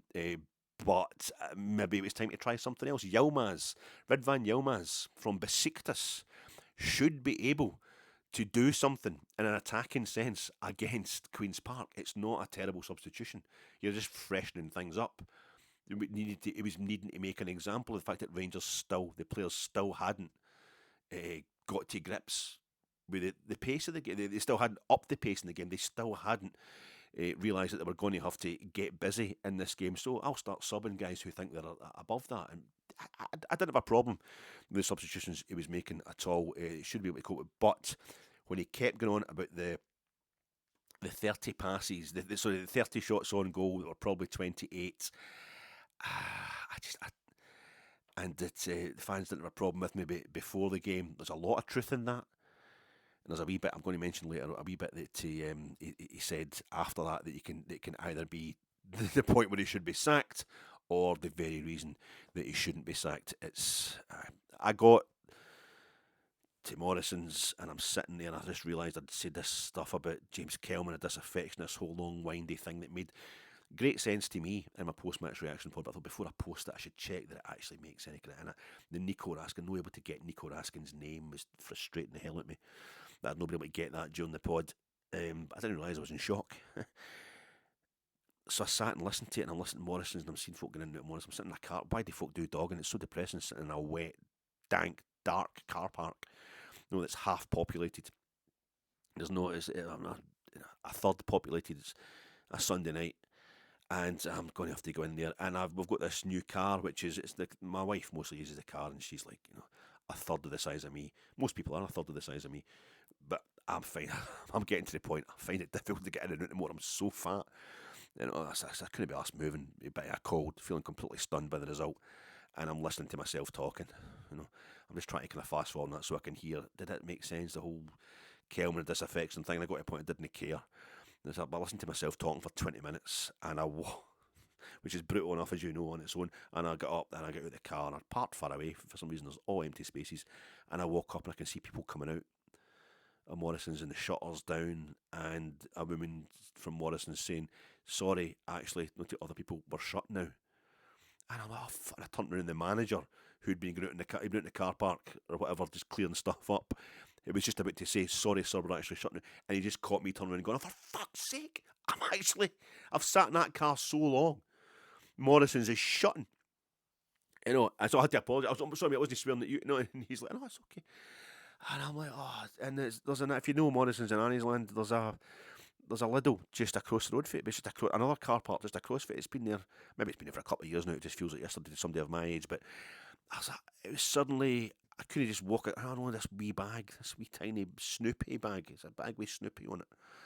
To walk across to a Lidl, but I felt I had to go back and get the motor and struggle to get back into the motor, and then drive round the wee roundabout and take the wrong turn, and try to go in the drive-in bit for the Starbucks that's there or whatever it is, Costa, and I missed that. I don't go to that car park often because there's gyms over there, and why would I go there? But I go out the alley and eventually get parked, back out the motor. And I go into Lidl, and it's like, why did I never come in? It's open to 10 o'clock at night on a Sunday. It's bright, all the stuff's really cheap as well, no particularly cheaper than Morrison's, and I get more stuff, more selections, and So I'm doing a major shop because they bigger baskets. I forget I've only got a wee bag, and then I get to the bit with the crisps. I get the paracetamol, I get it, and it's the own brand. That's why I don't go to Lidl, because they don't do the crisps. It's their own brand crisps. It's a Snacktastics, and everything's kind of like in the same packaging as McCoy's, and the same packaging as Walker's, the same packaging as Doritos, but it's Snacktastics tortilla chips. So I just bought them. So she's just this. She likes Doritos, and I'll not even be able to get her the Doritos. So I've just got the blue and the red bags. I'm going to assuming that's the closest they can manage, just so she can have her choice, try and make up. And I got carried away with how much stuff was cheap and all that, and I'm still kind of stunned anyway. And I go through, and I had cash on me. I went to spend these notes I had on me, and I'm like, that one's not getting that one. Oh God, no! When you go through the wee bit to go into the self-service tills, and once you realise you can't use it, you turn around and all the other ones are used, and I can see the ones on the other side had massive big pound signs on them with big arrows going, your notes in here if you don't want to use a credit card, you don't want to use a bank card, you want to use cash, it's in here. I'd missed them completely, and then I had too much stuff for the tiny bag that I had, and I didn't know. I rang away around, and it took ages for the guy to come and help me, and there was folk up my arse wanting to. It was a flipping nightmare, and I get the car, and I'm driving up the road, and I get to the top of the hill, and I turned to it, and I'd been going through the radio because no music was making a difference. It was 8:30. It must have been the news was on one of these channels, Radio 6 Music or whatever it was, Radio 4 or something, and sports. And I thought, oh, here we go, because we'll have made the British news headlines at such a massive. Liverpool, went down 1-0 in the FA Cup at Plymouth Argyle. I think it starts in the shock of the day, and I thought, oh, here we go. It was Liverpool getting put by. Oh, Christ, did they? That's unbelievable. And then it was just like Plymouth is. That's where Miss Lucy Steele gets involved with Edward Ferris, because she's the niece of Mr. Pratt, the guy who's got the school down there where Edward Ferris goes to school. And if they get involved in that silly, if they kept that silly private engagement going, well then Jane Austen wouldn't have had a book, Ang Lee wouldn't have had a film, and Emma Thompson wouldn't have become the only person ever to have won an Academy Award for acting and something else. Adapting a screenplay, for writing, for Sense and Sensibility. And she also is one of the very few people to be nominated for two different things at the same Oscars. Nominated for Best Supporting Actress, Name of the Father, and Best Actress in Remains of the Day. I think it was 93, 94, something like that. Having won the Best Actress for Howard's End, which she should, sensational, Margaret Schlegel, and then winning for the, so she's been at Drossen. It's Scottish. She's been at Drossen, Tutti Frutti. A lot of that was filmed in, a lot of the location stuff was filmed in Drossen. But that's Plymouth should get involved. That's all Plymouth should be doing, home part there. And I was like, oh well, at least that's taking the pressure off us. And then I found out that Ryan Hardy had scored the goal, and Nico Katic, who basically Craig Moore was hawking to us on Edmiston Drive with a big price tag on his head. A very small price. He'd been a star at centre half for them that day, so there wasn't even any joy in what had happened with Plymouth beating Liverpool, who are responsible for one of the other massive defeats of my life, one of the most embarrassing defeats of my life. I'd never contemplated a result, even at half time, that Queen's Park could possibly be the Queen's Park kit, and it just shows this is where the real respect comes in. I did the preview pod. It's like it's segued with the Liverpool thing. My name's Alec Anderson. It doesn't matter if you're wrong or if you're right. It makes no difference if you're black or if you're white. All men are equal till the victory is won. No colour or religion ever stopped a bullet from a gun. In the field, the fighting's just been out. And I'm sitting at the traffic lights on Great Western Road when you come off the bit for Crow Road. This was like last week, maybe Wednesday or something like that, and they always stop you outside the Domino's. It used to be BJ's, no BJ's, and talk about heat. Talk about heat. I don't want to talk. Try to get the new. It's too late. It's too late. BJ's and Alvarado, and he we BJ's Annie's Land Cross. It used to be BJ's, and used to go by after all firm games, and there's a police tape round about all the rascal scooters outside and the windows were banged in. It used to go absolutely mental during all firm games at BJ's. But now it's the Domino's, and they know, the staff know, they see me parked at the lights. There's lights there if you're coming out of Morrison's. and you go on down Crow Road and you swing round the wee slip road onto Great Western Road to take you to like Anniesland Station direction. The traffic lights always go red at that point. You never get through all the lights at the same time, and you're stuck outside Domino's, and the staff in Domino's see me, and they start like fire up the Lars Mighty Meaty. He's no coming in. He'll come. I think if they could get the PayPal thing with the contactless payment thing, and they would just come out because they sit for ages at the lights, and I'm just all I can think about is getting a Lars Mighty Meaty. They would probably come out, just I would roll down the windows, put it in, and just take the payment off my card. They would make an absolute fortune. They make enough money out of me anyway. But I was sitting there at the lights, trying not to think about Domino's, and again I was flicking through the channels last week, and I thought Kerrang, I'll go Kerrang radio on the old presets. And this music, and I think the guy said, this is one from the 80s. And it was like, I'm like, oh, I recognise that. That's Iron Maiden. You know, Run to the Hills. Run to the Hills. And then when it started, it was Gary Moore and Phil Lynott out in the fields. And I'm thinking, how could I put... And I went back, I go to him, I loved the song, obviously I was getting on down to that. I'm like, no, a lot of guys that are kind of worrying about their sexuality will start going to the Polo Lounge. I just wanted a wee, I'm not telling anybody, I just go along for a pint, you know, and the harm and get on for it. Just like, mate, it's alright, if that's what you're into, just don't... I'm a bit like that when it comes to the old, the Solid Rock Cafe. I know, Hard Rock, the Solid Rock Cafe in, just Hope Street. Just because, well, coming for a Drossing a lot of time, I'm getting the train for Central or to Central. It's always, but I like a bit, you know, I love my mod stuff and that. I love my indie music and this and a bit. I'm in no way a metalhead or anything like that, you know, but I used to like every now and then having a good night and a good session in the hard rock and just listening to some good old rock and roll, good old heavy metal. It's good. I'm kind of a wee tourist in there. Don't really know what's going on, but get tempted by it every now and then down the years. And I'm like, this is great. It reminds me of childhood as well. And so I got home and I'm like, how did I think that tune? So I listened to, I put straight away on YouTube, I put Iron Maiden on, Run to the Hills, and I'm like, that introduction is completely different. Why did I get the two songs mixed up? Out in the Fields, Run to the Hills. It's not the songs, it's not the tune. It's the lyric. It's the kind of key lyric. The name of the song, the top of the chorus, they're both kind of martial themes, no folk getting killed in battle and stuff like that when it's totally unnecessary, be it the Native Americans or just, you know, basically what's going on in Northern Ireland, and that probably be Phil Lynott and Gary Moore. I think that's fields, run to fields, out in the fields and run to the hills. No, it's that kind of outdoorsy stuff to stop yourself getting genocided. So that's what I've got mixed up. I'm not really enough into heavy metal now to have completely told the difference between those two songs. But I've got them mixed up in quite nicely. Why can Rangers not get the genres mixed up? Why is it Europe brilliant, domestic shite? Why can this Rangers team not? Why do they just turn it off when it comes to the domestic stuff? Even though they've generally been great at home, why can they just get that confused? And this is your fat ache.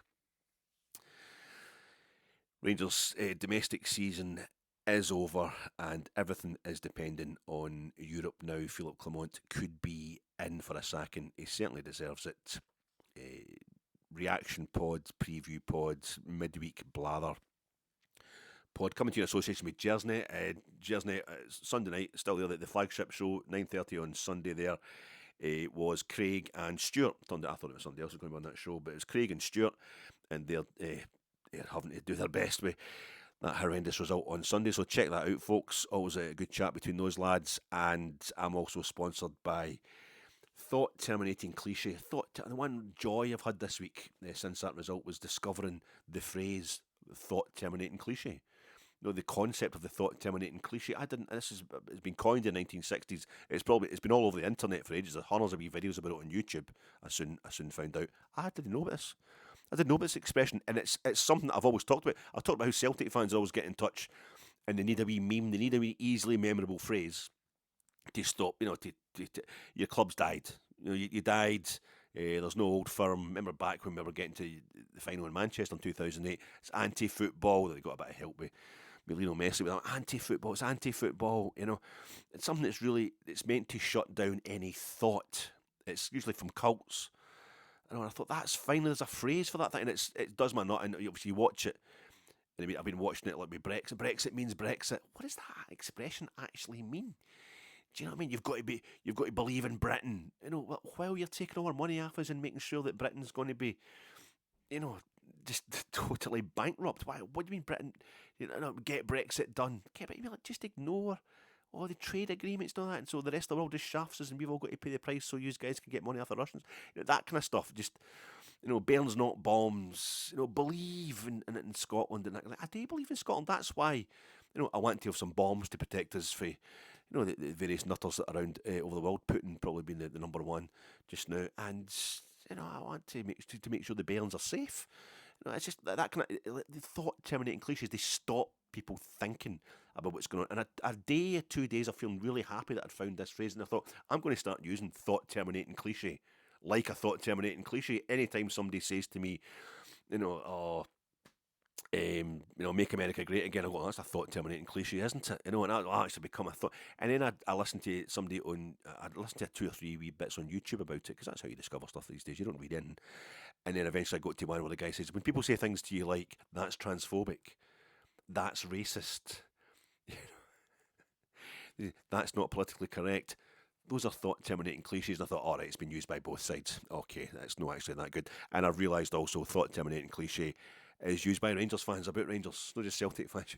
No, he's got to go. No, that's a sacking offence. That was me. That's what I was saying the other day. That's a sacking offence. With no analysis of the situation whatsoever. He's got to go. He's a dead man walking, Clement. He doesn't get it at all. He's got, and I don't know if that is. I don't know if it's definitely the case, the he's got to go thing. No Old Firm manager can survive this. Say John Barnes gets sacked, within seconds of Celtic get out to Inverness Cali at Parkhead in the Scottish Cup, and Cali were a championship side, now a League One side. So Inverness Cali and Thistle, a championship side. But Martin O'Neill didn't get sacked in 2002-2003 when Inverness Cali Thistle beat them as a championship side again, put Celtic out of the Scottish Cup up at Inverness. I mean, Celtic were on their way to a European final, and we beat them in the League Cup final, and they were only 2 goals short of winning the league. We won the treble, mind you.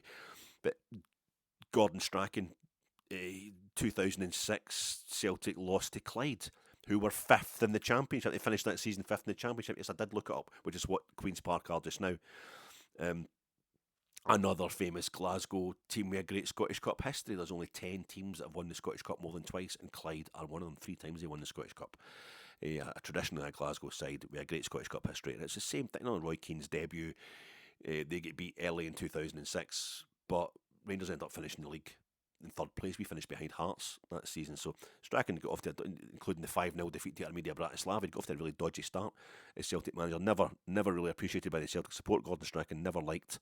But he ends up having great results against Milan and Manchester United in Europe, and he wins the league title that season, the first of 3 in a row that he won as Celtic manager, as well as a few other domestic trophies. So they didn't sack him when he went through exactly the same result as Clement when he had more credit in the bank, perhaps. Scott Simon wasn't sacked straight after the Berwick defeat. The McLean and Forrest are 2 amazing strikers were, because they'd one bad game. They weren't sacked. And the one for me is Graham Souness didn't get sacked in 1987.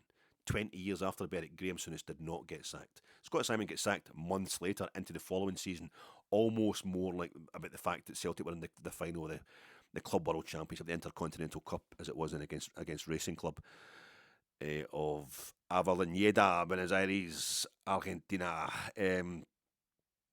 It was like because Celtic had won the European Cup, basically. A few months was looking for any excuse to sack us. So we got sacked. We had to do something to sack somebody. And I think we just compounded that situation by sacking Scott Simon. It was so quickly anyway. Maybe certainly get rid of Forrest and McLean would have won the Cup Winners' Cup that season. A lot of people, I'm very heavy in the superstition. Okay, every time we get a tanking at home from Lyon in group stages of Europe, we end up in a European final that season. Well, certainly after the previous 2 times, and it's happened again this season. We're surely on our way. A lot of people saying, well, in 1967, we get put out by Berwick. The only other time we've been beaten by a club from a lower league than us in the Scottish Cup. Well, we got to the final European Cup Winners' Cup. And this is we're going to do it again. The same thing's happened. Surely we're going to do it again this year. We get to the final of the Europa League. Certainly in 1972, when we won the Cup Winners' Cup, the domestic season was a write-off. Celtic had basically won the league and the League Cup, put us out of the league and the League Cup by like September. they'd beaten us, was it 3 times at Ibrox by September, because Parkhead was getting the 2 League Cup games we both played there and a league game. Because Parkhead was getting redeveloped a wee bit, so they used Ibrox as a home venue in one of the Old Firm fixtures. So in the League Cup, the home and away, the old sectional stuff. So they'd beaten us 3 times by September. I mean, the last game, I think, was it Ayr United or Arbroath? It was a team we in A that we played in our last league game. It was like a month, I think, before we went to Barcelona. I think it was like 5,000 folk there or something. This idea that it was the Cup Winners' Cup win was regarded as the greatest thing of all time at the time it was won is completely bogus, and that's why I was really interested in it always, the Cup Winners' Cup win, because Aberdeen won their European trophy with their greatest team of all time. Celtic won their European trophy with their greatest team of all time. We didn't win our European trophy with our greatest team of all time. Rangers do things weird. We do things weird, even though we're supposed to be the party of law and order. But we went out the Scottish Cup semi-finals to Hibs, and we finished third in the league. We were miles off it in the league. I think Aberdeen were definitely ahead of us, maybe Hibs as well. But we were definitely miles off it in the league that season, 71-72. It was long over before we got to the final of the Cup Winners' Cup. So it was all we did. And maybe that's what we need. It's like Newton's third law of motion. For every action, there's an equal and opposite reaction. It's almost like we need to come back from these massive setbacks before we can get a massive leap. Walter did it the other way around. We finally get to our first European final in 36 years at Manchester. Something I just wanted. I can die happy now. I've seen us now. I mean, I'd been happier if we'd won the thing, but the main thing was to get to a European final. See Rangers back in a European club final. And the very next game was bang. That's it. You're out of Europe for the whole season to Kaunas of Lithuania. There's no dropping into other competitions and like that. You gone out of Europe. A complete humiliation. But it was like we'd done it the other way around. We'd had the massive moment first, the great moment first, and then the awful moment followed up. And it let us take care of things domestically for the next 3 seasons. But I think there has got to be. I think if 71, I think people, it's been sold now or told to us that 1972 was all but the Ibrox disaster, was to make up for the Ibrox disaster, the victims of the Ibrox disaster in 71, and that's a lovely thought, and I think it was definitely a motivator for a lot of our players, and it's the least they deserve. But there's no recompense for what happened with those people, losing your life going into football. But the least we could do was what we did, was rebuild in Ibrox, was Willie Waddle making sure that Ibrox was the best stadium in Britain, the safest stadium in Britain. That was the deal. Kind of, you can never call it payback. It's just the least that we could do. This is how it happens in football a lot of times, that the ultimate low. I remember us losing 5-1 to Joe Venglos, his Celtic at Parkhead in 98, late in 98, in the 98-99 season. And I worked with a boy, Paul, a Celtic fan, in the bookies, and I just remember saying to him, at that time, you weren't getting, 4-goal victories. People weren't scoring 5 goals in Old Firm games in those days, and I was just like, this is something we'll never get over. Doesn't matter what happens in the league this season, this is something we'll never get over.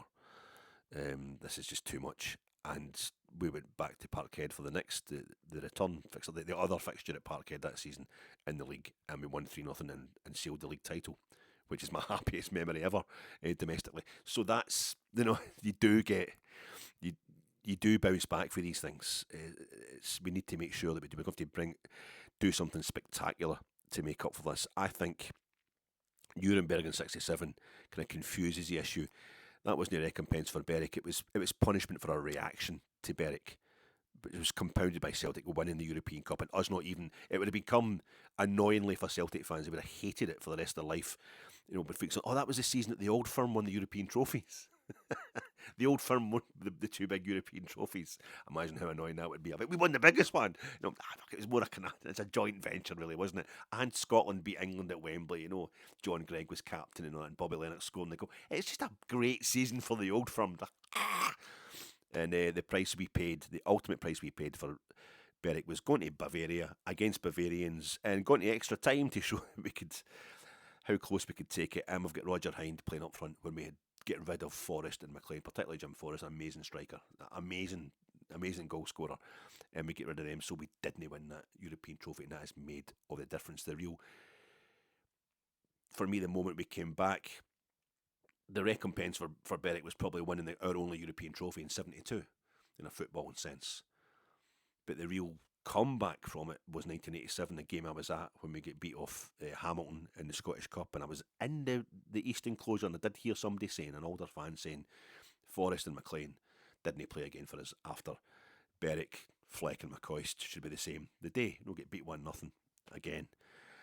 And we didn't do that. And by that point, we just got ourselves back to the top of the league. So it's that thing of you've got you've got something in the bank.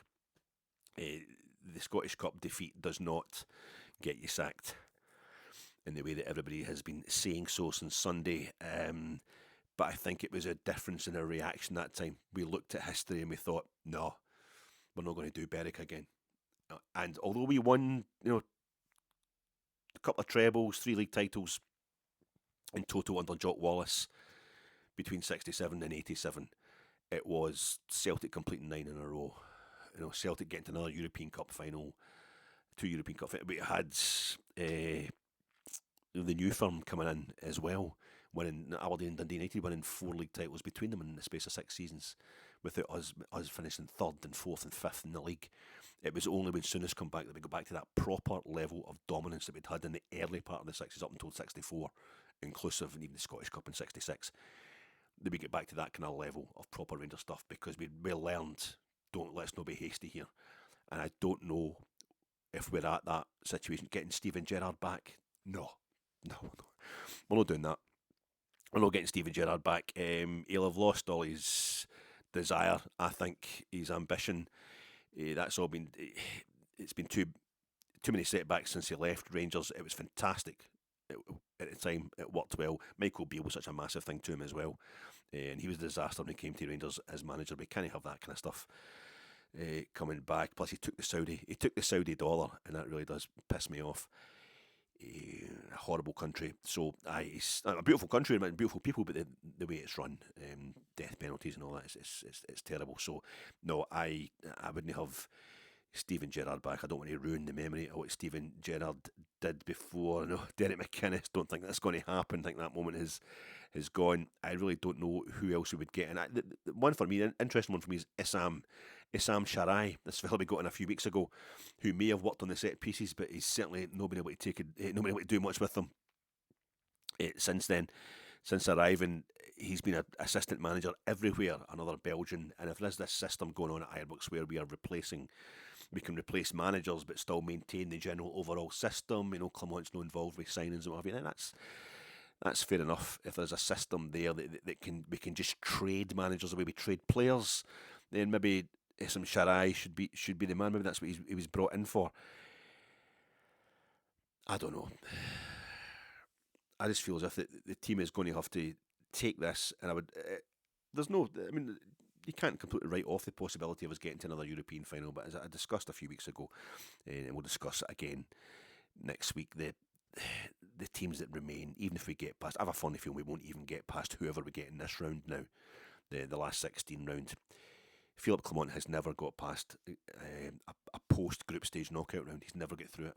He's won qualifying rounds, playoff rounds before the group stage, the early part of a tournament in Europe, but he's never won a knockout tie after the group stage. I would like it'd be good if he could start now, but yeah, I feel as if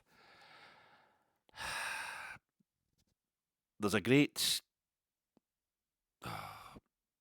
body of evidence, a great case to be made from what he said at the end of that interview with Amy Irons, when he was obviously ready just to tell her to F off on Premier Sport. Clement, he'd be going on about the 30 shots, etc., and basically talking about her XG, and she was saying, well, your substitutions were crap, and just basically saying it's still a terrible result. And he was saying, if we keep ignoring the fact that the tactics are right, you're living only on emotion, and there will never be stability in this club. And that's what I've been saying all season in terms of, for all of Clement's reign. I think I said it for Michael Beale, half of Michael Beale's reign as well, to be fair. He keeps going with the 4-2-3-1. Why does he keep doing that when that system clearly doesn't suit these players? Because those players, we're going to get rid of half of them, and we want to get rid of half of them. he's going to go with the system that works. He's going to bed that system in. It's long term. It's a rebuild. And we'll start to see it working more and more, and it has been working more and more as this season has gone on. He's he's had to get rid of so many players, bring in so many new players. He is creating the XG and what have you. So as we sharpen up, as things get bit, as his plan goes forward, it should be that the shooting on Sunday was appalling. Their shooting on Sunday was absolutely appalling. Their goalkeeper, let's not forget his name, Callum Ferry, because as if history is going to repeat itself, he will win 2 trebles as Rangers manager in 10 years' time. You know what I'm saying? He had a fantastic save from the penalty, and a much better save than I realised from Robin Proper just after he'd saved the penalty. But generally, our shooting was absolutely woeful. But we did, he did eventually have to make a couple of cracking saves. Proper saves from as the goalkeeper. I remember the 2.5 minutes into the game, noting this, thinking, remember this for your post-match reaction pod, Alec? Diamandi had a shot because the keeper had come out, he'd made a bit of an arse of a clearance, and he'd left his goal wide open. And Diamandi had a half-arse shot. It was shooting into an empty net, and he just put it past the post, well wide of the post. And it was one of those moments where you thought, okay, we'll not worry about it at this stage, but are we going to worry about that later on? And it had set the tone. It had set the tone. So... But the manager is saying, "Oh, he's going to keep changing the players, and he's going to sort out their attitude. He's going to fine tune their attitude. He's building them up to a point where they're producing at top level performance every game. We're not there. This is what a write off season looks like. This is what a rebuild looks like. There's moments where it's just not working, but you can see the framework of how it's supposed to work. We, as a support, are like, no, get in Derek McInnes or Steven Gerrard, who knows." You better fucking go out there and beat Queen's Park. You better go out there and and they'll push it over the line. They'll have the emotion required to get that done. But then we'll go backwards in Europe, and maybe at this point in time we need to be concentrating on the technical side of things. I know if you can't beat Queen's Park in the Scottish Cup, it's a disgrace. If you can't beat Dundee at Dens Park, it's a disgrace for Rangers, for good Rangers teams, for normal Rangers teams. Not at this point in time. Perhaps there has to be a price to be paid. There should be a price being paid when you're rebuilding, when you're remodelling the club, when we're reshaping it. And I think the manager did at the beginning of this season. I know he's getting a lot of flack for this. It's just excuses every time he talks about the stuff that was getting put in front of his desk, coming across his desk. He was having to deal with transfers. He was having to deal with the director of football stuff. He was having to deal with chief executive stuff. But he was having to deal with playing a different stadium as well from Ibrox. He was having to deal with all that. And I think that's why he got his contract extension. I think it was basically, I need to walk away from this because it's much worse than I realise it is. And John Bennett, our outgoing chairman at the time, he said that. He came out and made a public statement saying it's the player trade model's not working. And Philippe Clement's inherited a far worse situation than he realised. But he's in, he's invested, he's here for the long run. And perhaps Clement has been too much. It's the project rather than... Let's just cobble something together to go and beat Queen's Park. Let's just go and play 4-4-2 second half and get them pumped. So we're in the next round of the Scottish Cup. But every time he does that, he's going backwards on the project, the overall project. Last season, he did get us to the top of the league. He did keep us there for a couple of weeks or whatever. We're a team that was falling to pieces. It's not necessarily that he surrendered. He got us back into the position of being top of the league, and then they couldn't see it through because the infrastructure of the club is in a terrible state, and eventually there's going to be a price to pay for that on the pitch. I don't know. Do we learn from 1987 and from 1967 from Berwick, a reaction to that, and Hamilton Accies in 87, a reaction to that, and do we say, let's stick by this manager and just see it through? Because I think we can all agree that changing the manager every season isn't working. There's going to be the massive suspicion that Clement does not know how to do things in domestic football, but he's basically done everything. He's won a trophy. This is the first. He's had 4 goes at domestic trophies in Scotland. Domestic cups, sorry, in Scotland. Domestic cup competitions. This is the first time he's failed to get to the final. So it's... In that sense, it is a freak. In that sense, and with our home record this season, it is a freak result. But I know we saw. I also saw it coming in the. I take aspects of the game against Fraserburgh, and certainly we were playing away from home in some games. You can say it's always been coming. He's already had the vote of confidence from Patrick Stewart, or is it? But he's already had the vote of confidence because Patrick Stewart can't give him a second vote of confidence. The next announcement is he's sacked. Clement is sacked. It's hard to know what's going to happen there. It may be all everything I've said here might all be irrelevant if he gets sacked later in the week. But sorry, I just need to get it out of my system, folks. This is one of those ones when it's just going to listen to me, please.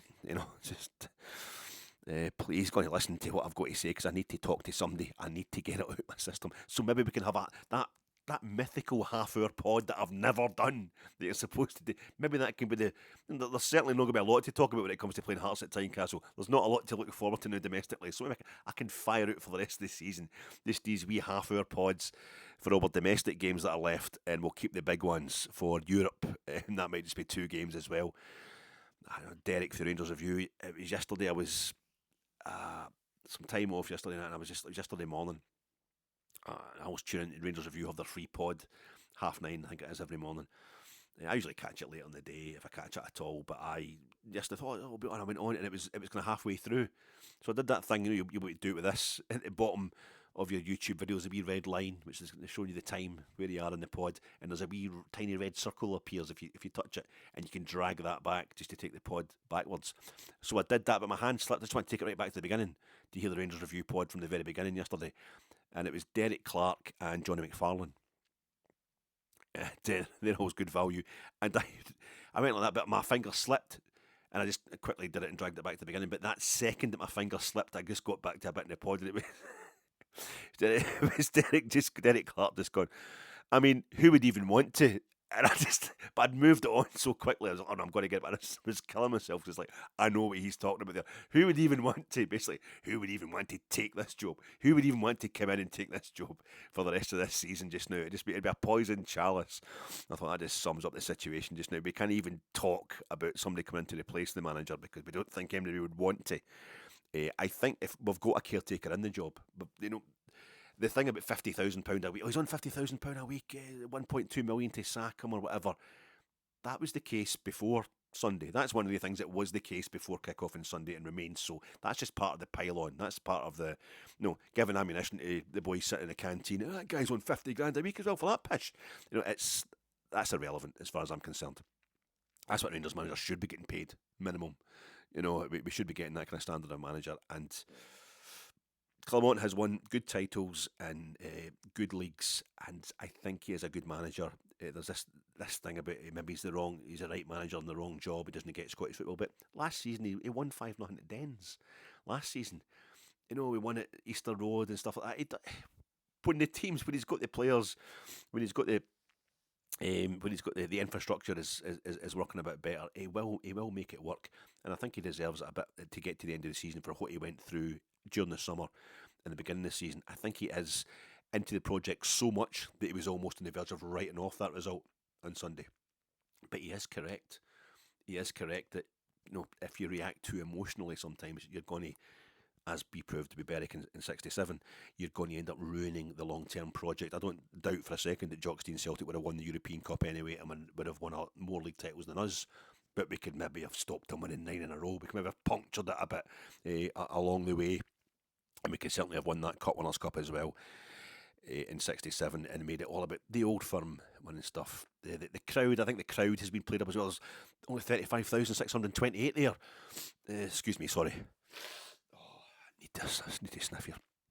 There's only 35,628 in that game on Sunday. The fans are already voting with their feet. Well, it's not in the season ticket, the Scottish Cup game. It was live on the telly. A Sunday is always a weird day. Folk have usually, still to this day, a Sunday is a bit of a sacred day for a lot of folk. The time you spend with family. So any excuse not to go, I think that's a really good crowd, actually. I think if we'd been top of the league and in the, through to the semi-finals of the Europa League, that would still have been the crowd for a game against Queen's Park, who's, I think I was saying, and I was talking on Friday about, their lovely kit, the hoops and all that, the black and white hoops, really Victorian looking, how much I admire it. And I'd seen that photograph of them Queen's Park when I was doing a bit of research from this season. When I could see they've got the red and white, the red Adidas stripes on top of the black and white hoops. Oh, that's good. You can see the professionalism coming in. It's merged with the professionalism of Queen's Park since they turned professional in 2019. It's merged with the Victoriana of the traditional kit. This is a lovely. It's really exciting. The project going on there at Queen's Park, and it's just like Liverpool. I was talking about that a few times in this pod. We played Liverpool at Anfield in the Champions League. I'm like, I can't believe we're playing Liverpool in Europe. The team that I grew up, they were the best team in Europe. I used to sit and watch Match of the Day, and Liverpool at Anfield. Never supported them or anything like that. But for us, I'm going to get to see Rangers shooting towards the Kop. I went down to stand on the Kop, and I did. I went to go and stand on the Kop before it gets seated back in the early 90s. Just to say that I'd done that, it was just a pilgrimage to go. I'm going to get to see Rangers shooting towards the Kop at Anfield, and I was like, I started crying live on a podcast on Jasnet. I just get choked up, and I was like, Jesus Christ, no, this is so. We didn't even get into the box. We didn't take possession of the ball in the box at Anfield, and they pumped us 7-1 at Ibrox. I hate Liverpool now. I don't ever want to see them ever again. I mean, I don't hate them at all. It's not their fault, but it's like any time I lose sight, I try to enjoy the moment. I try to enjoy the occasion for the occasion's sake. Almost saying I don't really care if we win or not. Or I assume we will get beat off Liverpool, or I assume we will win against Queen's Park. But it's all about the occasion. The occasion becomes such a flipping living nightmare that I'm just forced to circle the wagons and go back to Rangers again. And that's almost a kind of metaphor for how we need to think about Rangers just now, as it's going to be the early 2030s. We need to keep ourselves on that road. Let's keep a manager for one entire season. It'd be absolute madness to get rid of a manager who does so well so amazingly well for us in European competition while we are still in European competition. He gets put out of the last 16 of the Europa League. Maybe that's it. Maybe that's the time he's going to go. But I'm looking at that Queen's Park kit on Sunday, and slowly I'm starting to think, oh no, you get black. Is that black sleeves? I know they're wearing the underarm or some of the boys, but if it's the long sleeve kit, that means the sleeves will be all black, and the space between the hoops is getting different. Except I don't like that, and I don't. That's real respect. That's no patronising respect. What a history you've got in the Scottish Cup in the Victorian period. That's like, these bastards are worrying me now. I don't like them. That's proper, real respect from another football fan for what Queen's Park did. It wasn't their fault that we were crap. But it's like I'm being punished again for saying European competence outranks anything that we achieve in Scottish football. That's the note I've been hitting for so long, under Gio, under Gerrard as well at times. Just, this guy can get under Paul Le Guen, but he's achieving in Europe. He's doing things in Europe. The world doesn't care about what happens in the Scottish League or the Scottish League Cup final or who wins. It's about Europe. That's where the real glory is. That's when you make a proper name for yourself. And if I've got a manager who can do something in Europe, surely eventually that's going to trickle down into a domestic form. It seems like, no, I know it's all the mid-block European stuff that he favours Clement. That's no built for Scotland. Well, we have pounded Ross County 6-0 and 4-0 at Ibrox in the league. Hampden and Ibrox this season. We have pounded Kilmarnock 6-0, and it's not like we don't completely thrash teams. We won 3-0 away at Ross County. It's not like we don't tank teams every now and then. This season, when there's a completely changing team all the time. Tom Lawrence and Rabbi Matondo being at the centre of everything we did against Ross County at Hampden in September, and then completely different players being at the centre of it. Igaman, not even somebody who was quoted the first time we played Ross County at home this season in the league. He's doing the business a couple of weeks ago. I feel our inability to put away domestic teams away from home is an eminently solvable thing. If we're able to go to Old Trafford, take Man U into injury time with key players missing and boys on the park, we're able to go toe-to-toe with Spurs before they really went off a cliff at Tottenham. If we're able to go over to Nice and win 4-1 and stuff like that, we will eventually get the way to beat Dundee and Hibs and Motherwell and St Mirren away from home regularly. I think that should eventually happen, and this is maybe the moment. This is maybe the nadir, one of those moments on the long road back to total Rangers competence that you just have to face up. You just have to take on board. It's just, we beat Wraith Rovers beat us in the Scottish Cup, when they won the championship and we won the championship, that would be, 2014-15 season. And Hibs beat us in the Scottish Cup final when we were both championship sides. So strictly speaking, teams from the lower leagues have beaten us in the Scottish Cup. This was the third time that it's happened, or the fourth time that's happened. 20th century, 21st century, fifth time altogether if you want to include St Bernard's in 1894, 1893. Yeah, I wasn't born for St Bernard's game and for the Berwick Rangers game, but I was there. I was at Hampden for that Scottish Cup final against Hibs. I was at that Wraith Rovers game at Ibrox. I was at the Hamilton Accies game where they beat us in the Scottish Cup.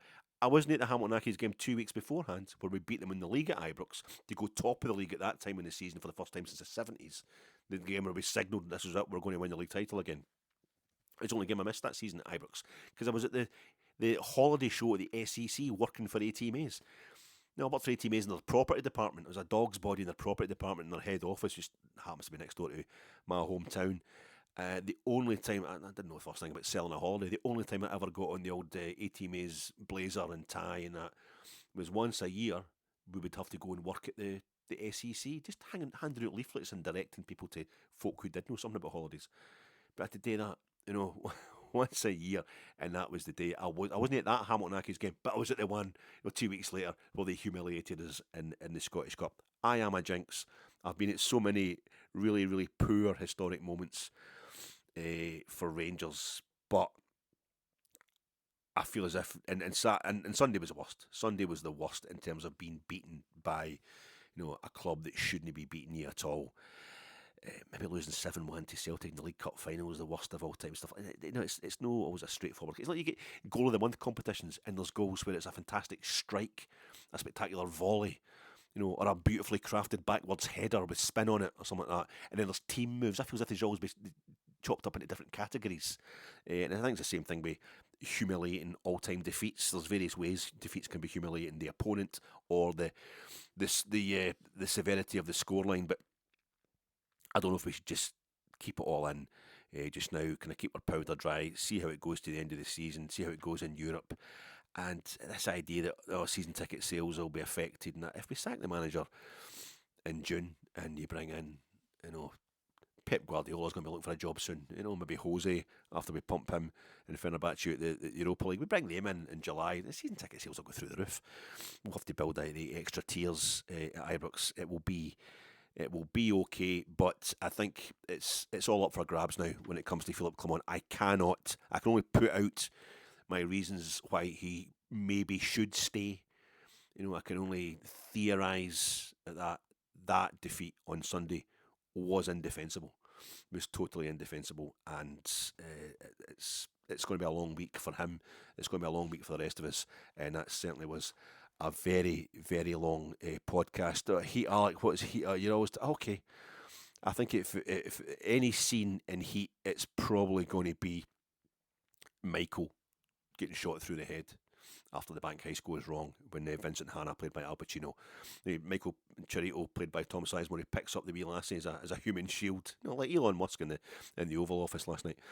He picks her as a human shield, and he turns around, and Al Pacino's got him in his sights and puts the bullet through his head. It's a truly devastating and a truly fatal moment, but the warnings were there. Neil Macaulay, played by De Niro, had told Tom Sizemore's Michael Chirito, Elaine takes good care of you, you get stuff put away, you get T-bonds and all that. If I was you, I would steer clear of this one. And he's like, no, for me the action is the juice, I'm in. And he just, if it rains, you get wet.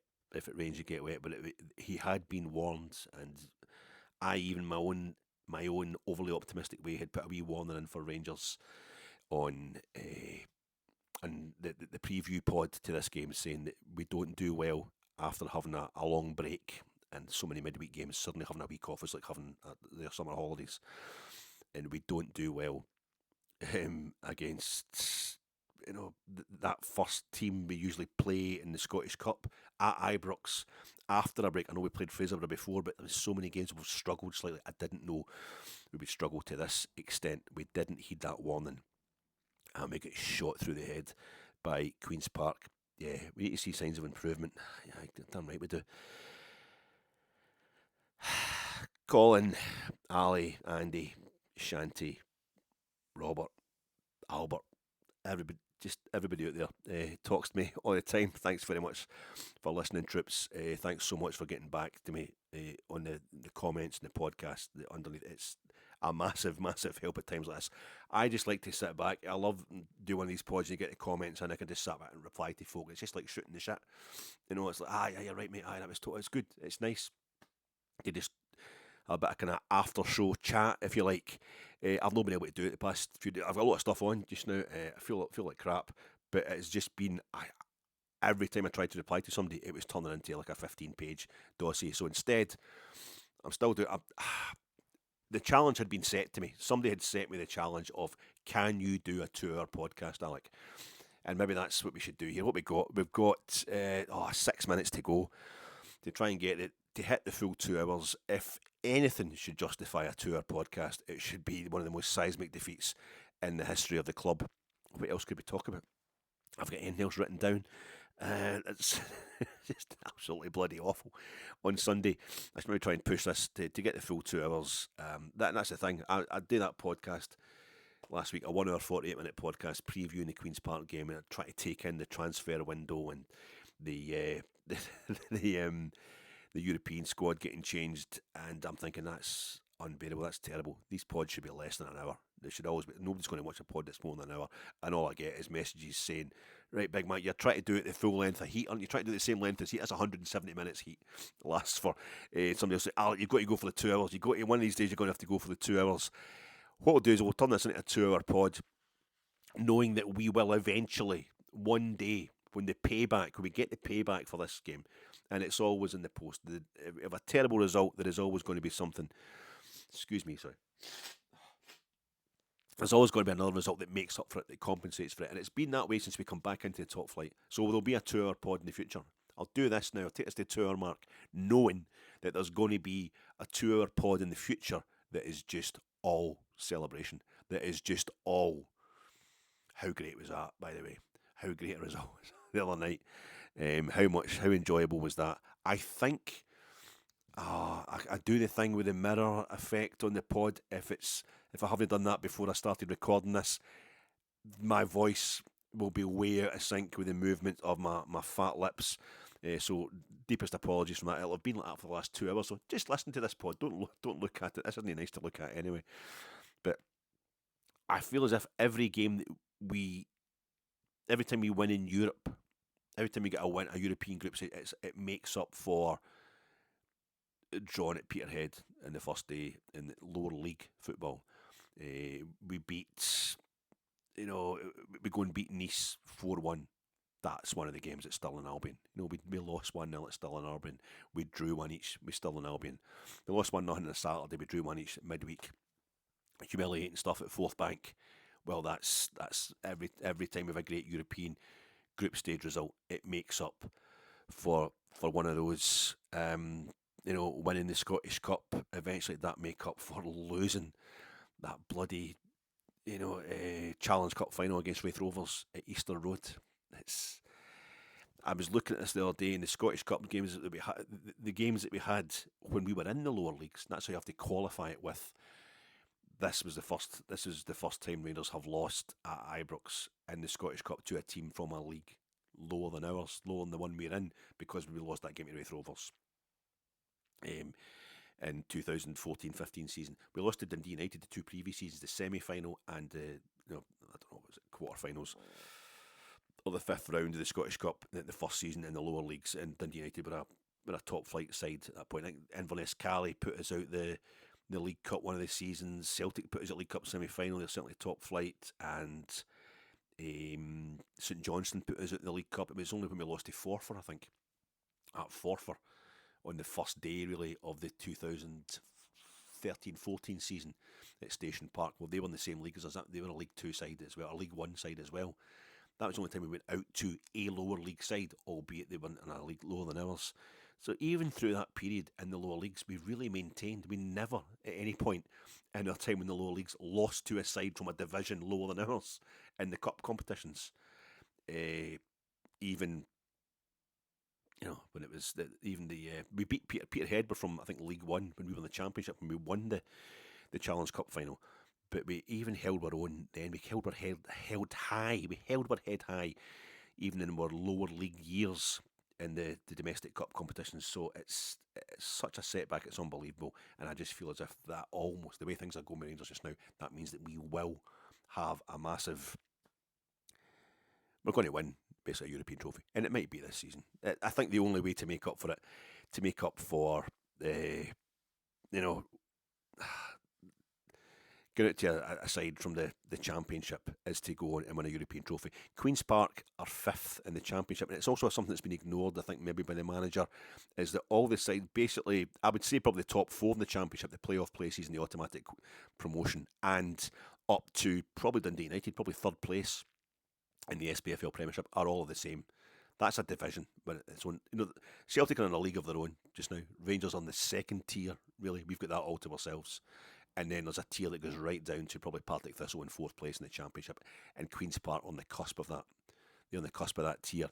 The warning is there. You need to learn about the standards in Scottish football, perhaps, but also the I would say the not compensation, but the encouragement is there, the optimism is there, the proof is there in Rangers history that when we do have a setback like this, we usually respond with a massive bit of compensation, and it usually comes in the shape of European football. The third time we play in the final of any European competition is the time that we win it. Third Cup Winners' Cup final, we won it, and this will be our third UEFA Fairs Europa League final. The next time we get to that final, and hopefully it is this season, because we are due some major compensation. Right, that's 2 hours. There you go, folks. I've done it. I've got it out of my system. The 2-hour pod has been done. You got what you asked for. It's a miserable week anyway. We might as well go all the way, and we'll see how much all these new subscribers that we got on Sunday. We'll see how much they like it now. Aye, that serves them right. No hard quality, their good selves. And I'll talk to you very, very briefly on Valentine's Day. Love it.